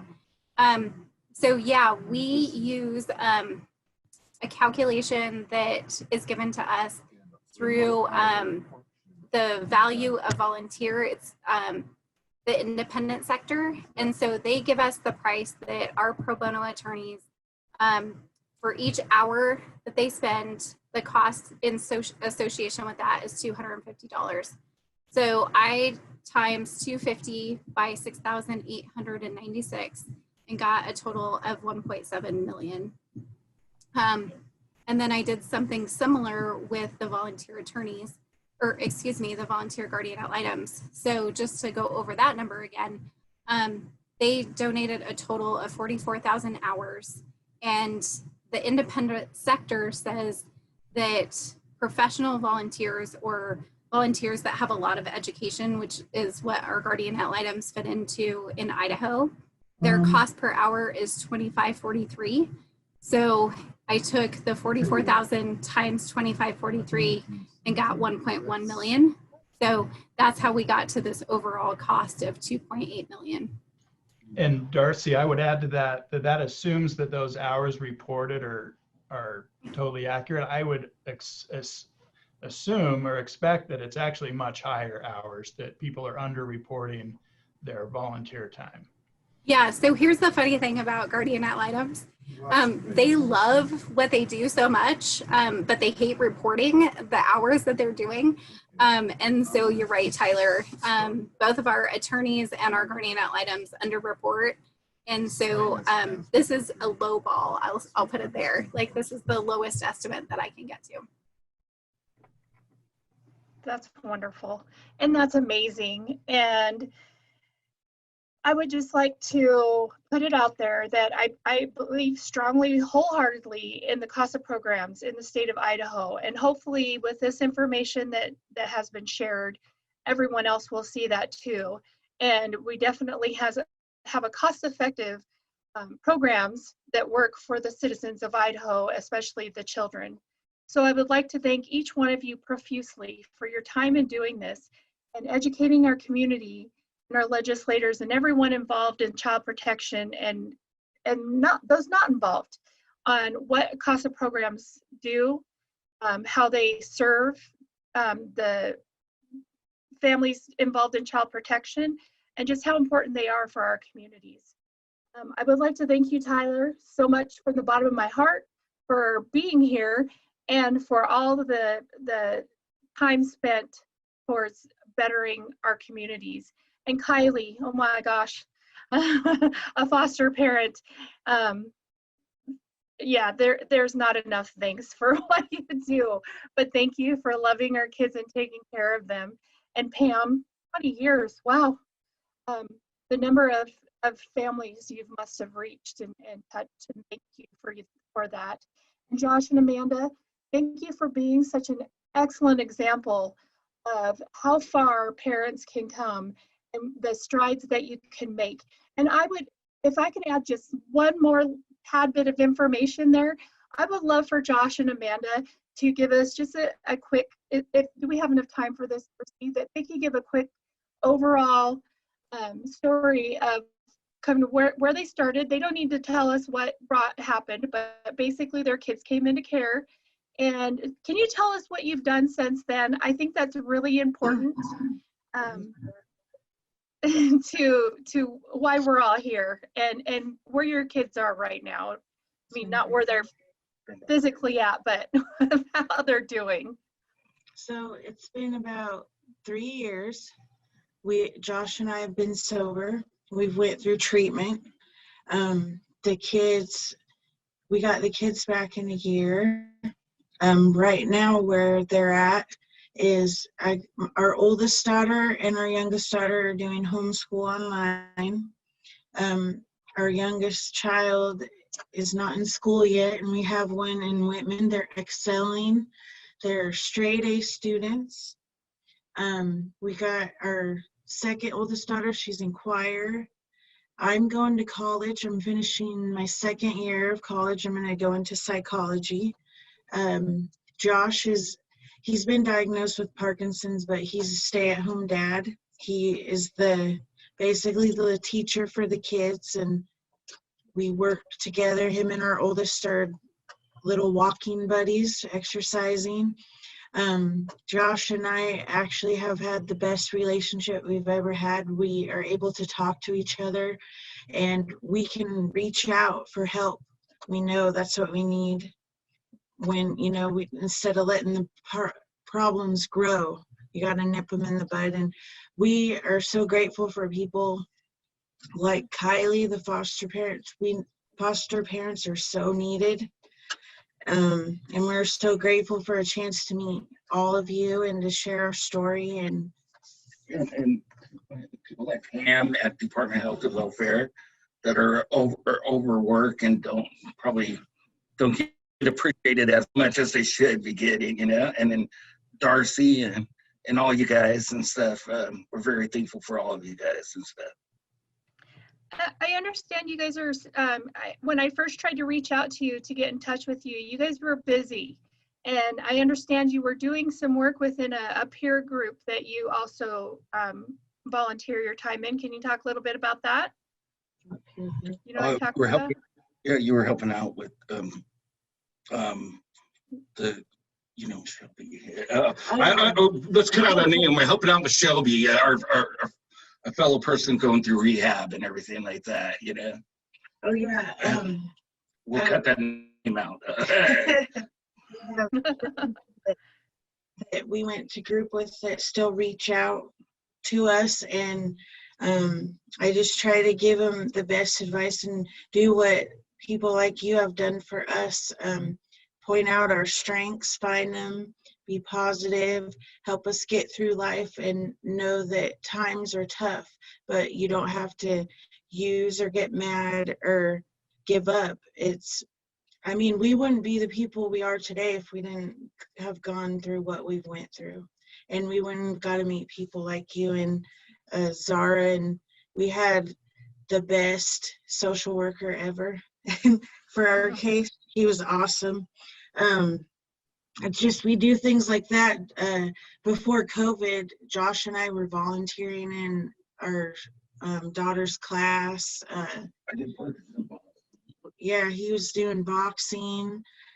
Just yesterday when we were changing our tire together on the car.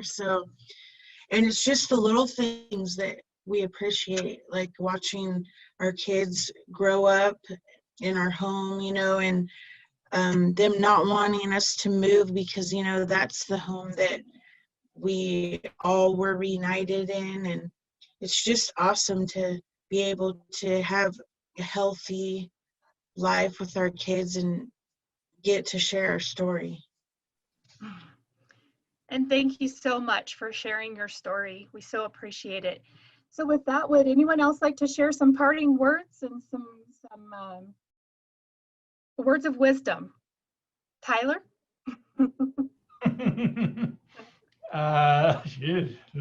Sorry, put you on the spot there. Well, I appreciate those comments from Josh and Amanda. I think that reflects how important these services are. I think everyone needs to remember that these are things that are community problems that we are all invested in, and we all need to do everything we can to help resolve these things. Thank you, Tyler. Kylie, would you like to leave us with some parting words of wisdom? I'm just super thankful for all that the Guardian Ad Litem's CASA workers, volunteers do. It makes being a foster parent a lot easier too, and just brings more advocacy and connection to the child and their place in the courtroom and all the things that happen. That I just feel like it brings a lot of stability to the case. Thank you, Kylie. Pam, do you have any words of wisdom for us? Well, I'm kind of glad I got to go last. I guess what I would say is there's an increased awareness in communities in relation to problems in our communities around substance abuse and mental health and lack of resources. They've even come more to the forefront, I believe, with the pandemic. And a lot of people are looking for ways to help children and families in their community. And I guess I would just really encourage people that are looking for that to contact their CASA offices and to learn more about how to become a volunteer. I know that at least here, our CASA office is constantly advertising and recruiting, and so that they can have, the goal of course is to have a volunteer, I believe, for each child's case. There's not always enough volunteers to do that. And so I guess what I would do is I would just encourage people to consider that as a very effective and fulfilling, I think, way to help. Thank you so much, Pam. Darcy, any words of wisdom to leave us with? I think words of wisdom. You are all just amazing humans. So what do I add to this?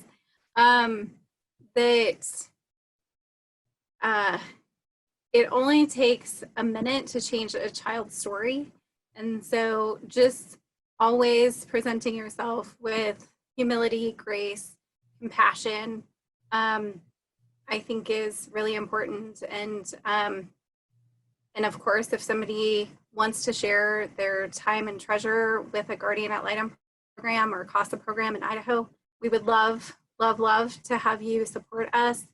I'm going to do a shameless plug to go to familyadvocates.org or idahocasa.org/organizations. There you can find a full list of all the CASA programs across the state of Idaho. But yeah, you're also such beautiful speakers. I have nothing to add to that. So except for thank you, and thank you for letting us be a part of this whole panel. Yes. Thank you all. It was such a joy to talk with you and hear what your parts in all of this. And I thank you all for everything that you've done. And now we have Judge Ellis, who will be speaking. My name is Andrew Ellis, and I am a magistrate judge in Ada County, and my primary docket are child protection cases.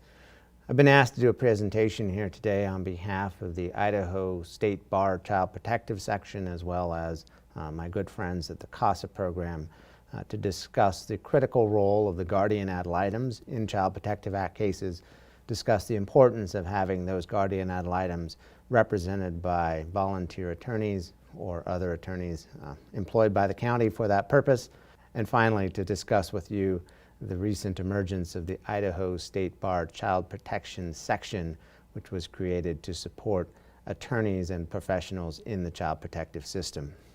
Child protection has been a passion of mine, and some may say it's kind of the family business. I have been on the bench now for 7 years doing almost exclusively child protection cases. Prior to that, I was employed at the Ada County Prosecutor's Office, where for 11 years I did exclusively child protective cases.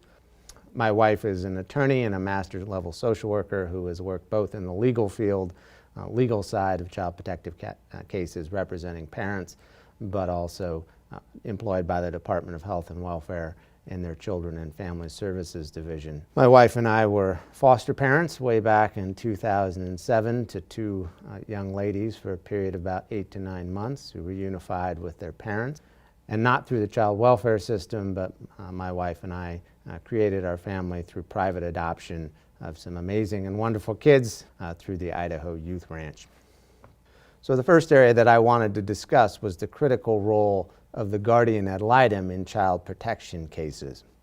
Whenever a child is removed into foster care in Idaho, if they are age 11 or younger, they are appointed a guardian ad litem by the court to serve as an advocate for that child's best interest. What's important, I think, for folks to understand is that Child Protective Act cases, they are governed by laws and statutes, but primarily they are cases about information. Federal and state laws have empowered the courts and given them the authorities over the last 3 to 4 decades to monitor these cases and to make decision points for these families and children along the way at certain specified hearings. And for the court to do that, the court has to know what is happening, has to understand or have a full picture of what is going on. Remember, a court cannot be an investigative body on its own. I don't have the authority to call up the parties to a case and ask them what is happening. I don't have the ability to contact the parents and check in on how they're doing. I don't have the ability to go to the child's home and see how the child is getting along in the foster home. I don't have the ability to call up doctors and counselors and therapists to see what is happening with this family. I have to rely in a child protective case on the information supplied to me by the parties. Fortunately for the courts, the Department of Health and Welfare employs a large staff of highly trained social workers whose job it is to assist these families, but also to prepare reports for the court for the various hearings. We also have the parents themselves who can come in with the assistance of their attorneys and share with the court how they are doing. But both the Department of Health and Welfare and the guardian ad litem have their particular spin on what is happening. The Department of Health and Welfare has all of these obligations under the law, and when they present reports to the court, they are obviously highlighting the areas where they are being successful and the things that they are doing to assist parents. Parents themselves want to put themselves in the best light possible, so they are sharing with me the highlights, the things that they believe they're doing well. So it is very, very important to have another voice, an independent third party who has no allegiance to the department, no allegiance to the parents, whose only allegiance is to what is in the best interest of the child, to go out and get information about how this family and how these children are doing. And they do that by talking to the doctors and talking to the counselors and talking to the teachers and the daycare providers and the foster parents and the children themselves. They have an obligation to see the children at least once a month. And then they take all of this information and they put it into reports, which are then are given then to the court for us to read in advance of all of the various hearings. And I cannot tell you how critical it is to have the information that comes from the department and from the parents and from the guardian ad litem. More information is infinitely better than less information. The court is called upon in a Child Protective Act case to make really profound decisions on behalf of children in their families. Decisions such as, is it time for the children to return home to their parents, or is it not time for them to return home?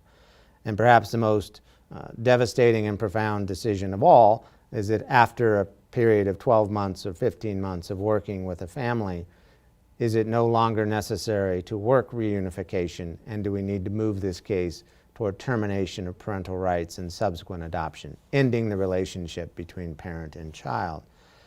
And I hope that you all would agree with me that in making these kind of amazingly profound decisions, having more information is a whole lot better than having less. And that's where having all of these different voices informing the court are so critical, and none more so critical than the guardian ad litem. Another source of important information that comes into the court during the course of hearings comes not from the parents, and not from the department, not from the guardians, but rather from two other participants that I haven't mentioned yet, and that are the foster parents who have these children in their care and the children themselves.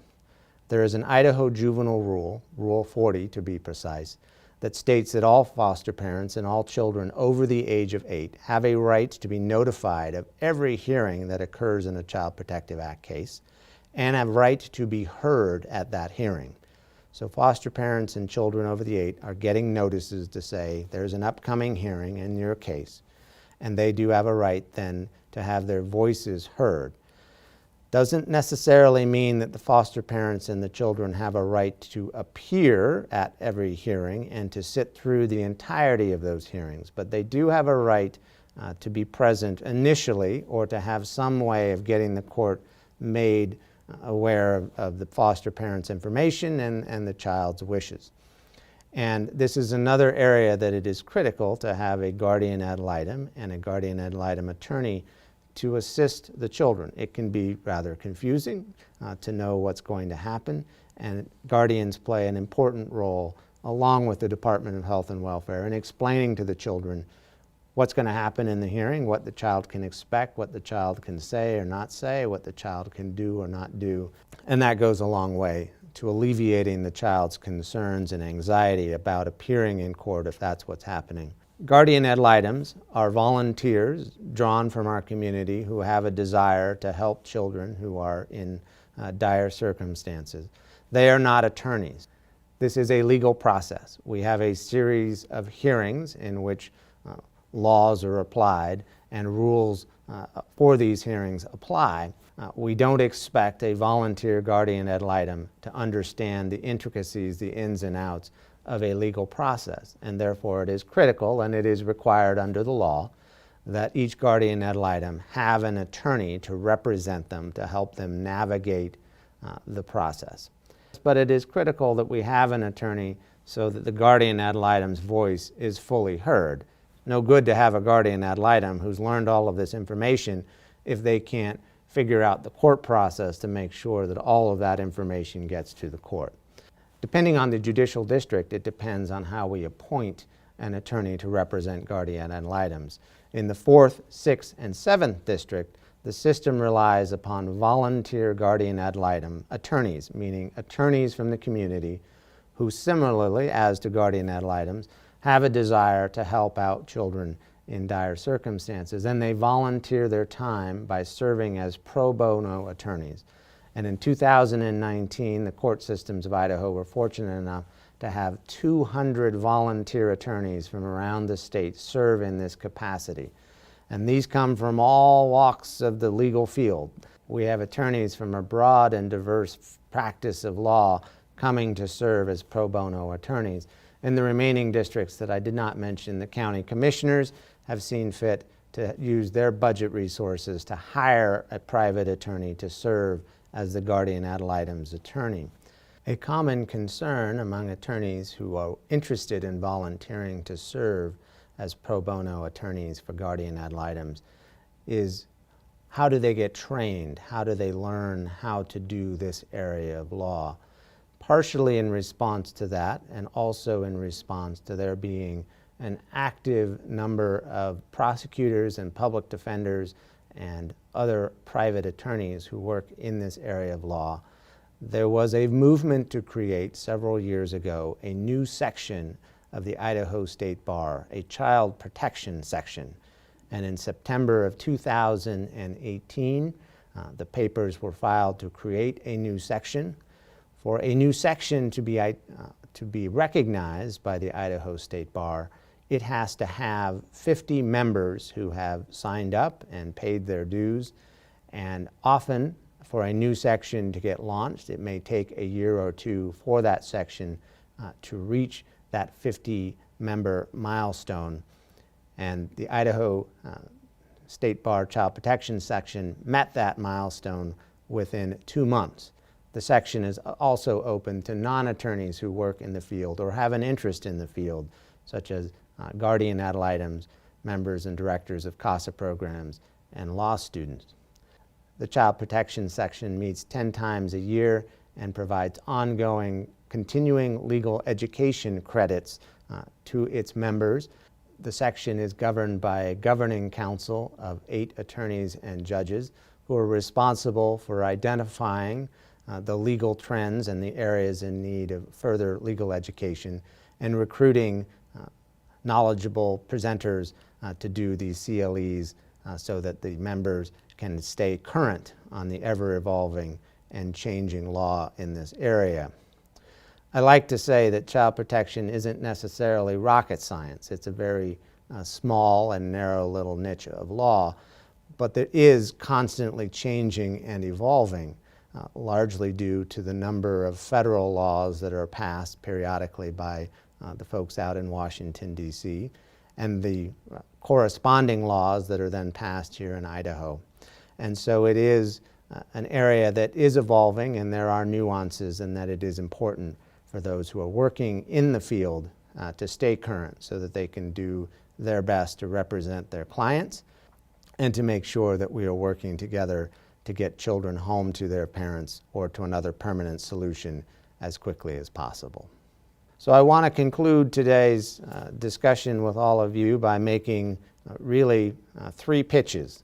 The first is to members of the community who might be watching this, who are not attorneys, to encourage you, if you have an inkling, to volunteer to serve as a guardian ad litem in this process. To do so, you need to contact your local court-appointed special advocates program. We shorthand that as the CASA program.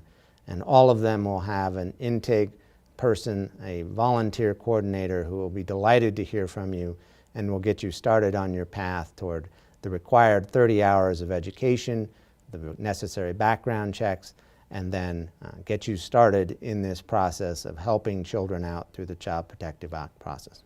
Second pitch is to any attorneys out there in the 4th, 6th, or 7th district who might be watching this, who have had a thought in the past that it would be fun to do some pro bono service on behalf of children.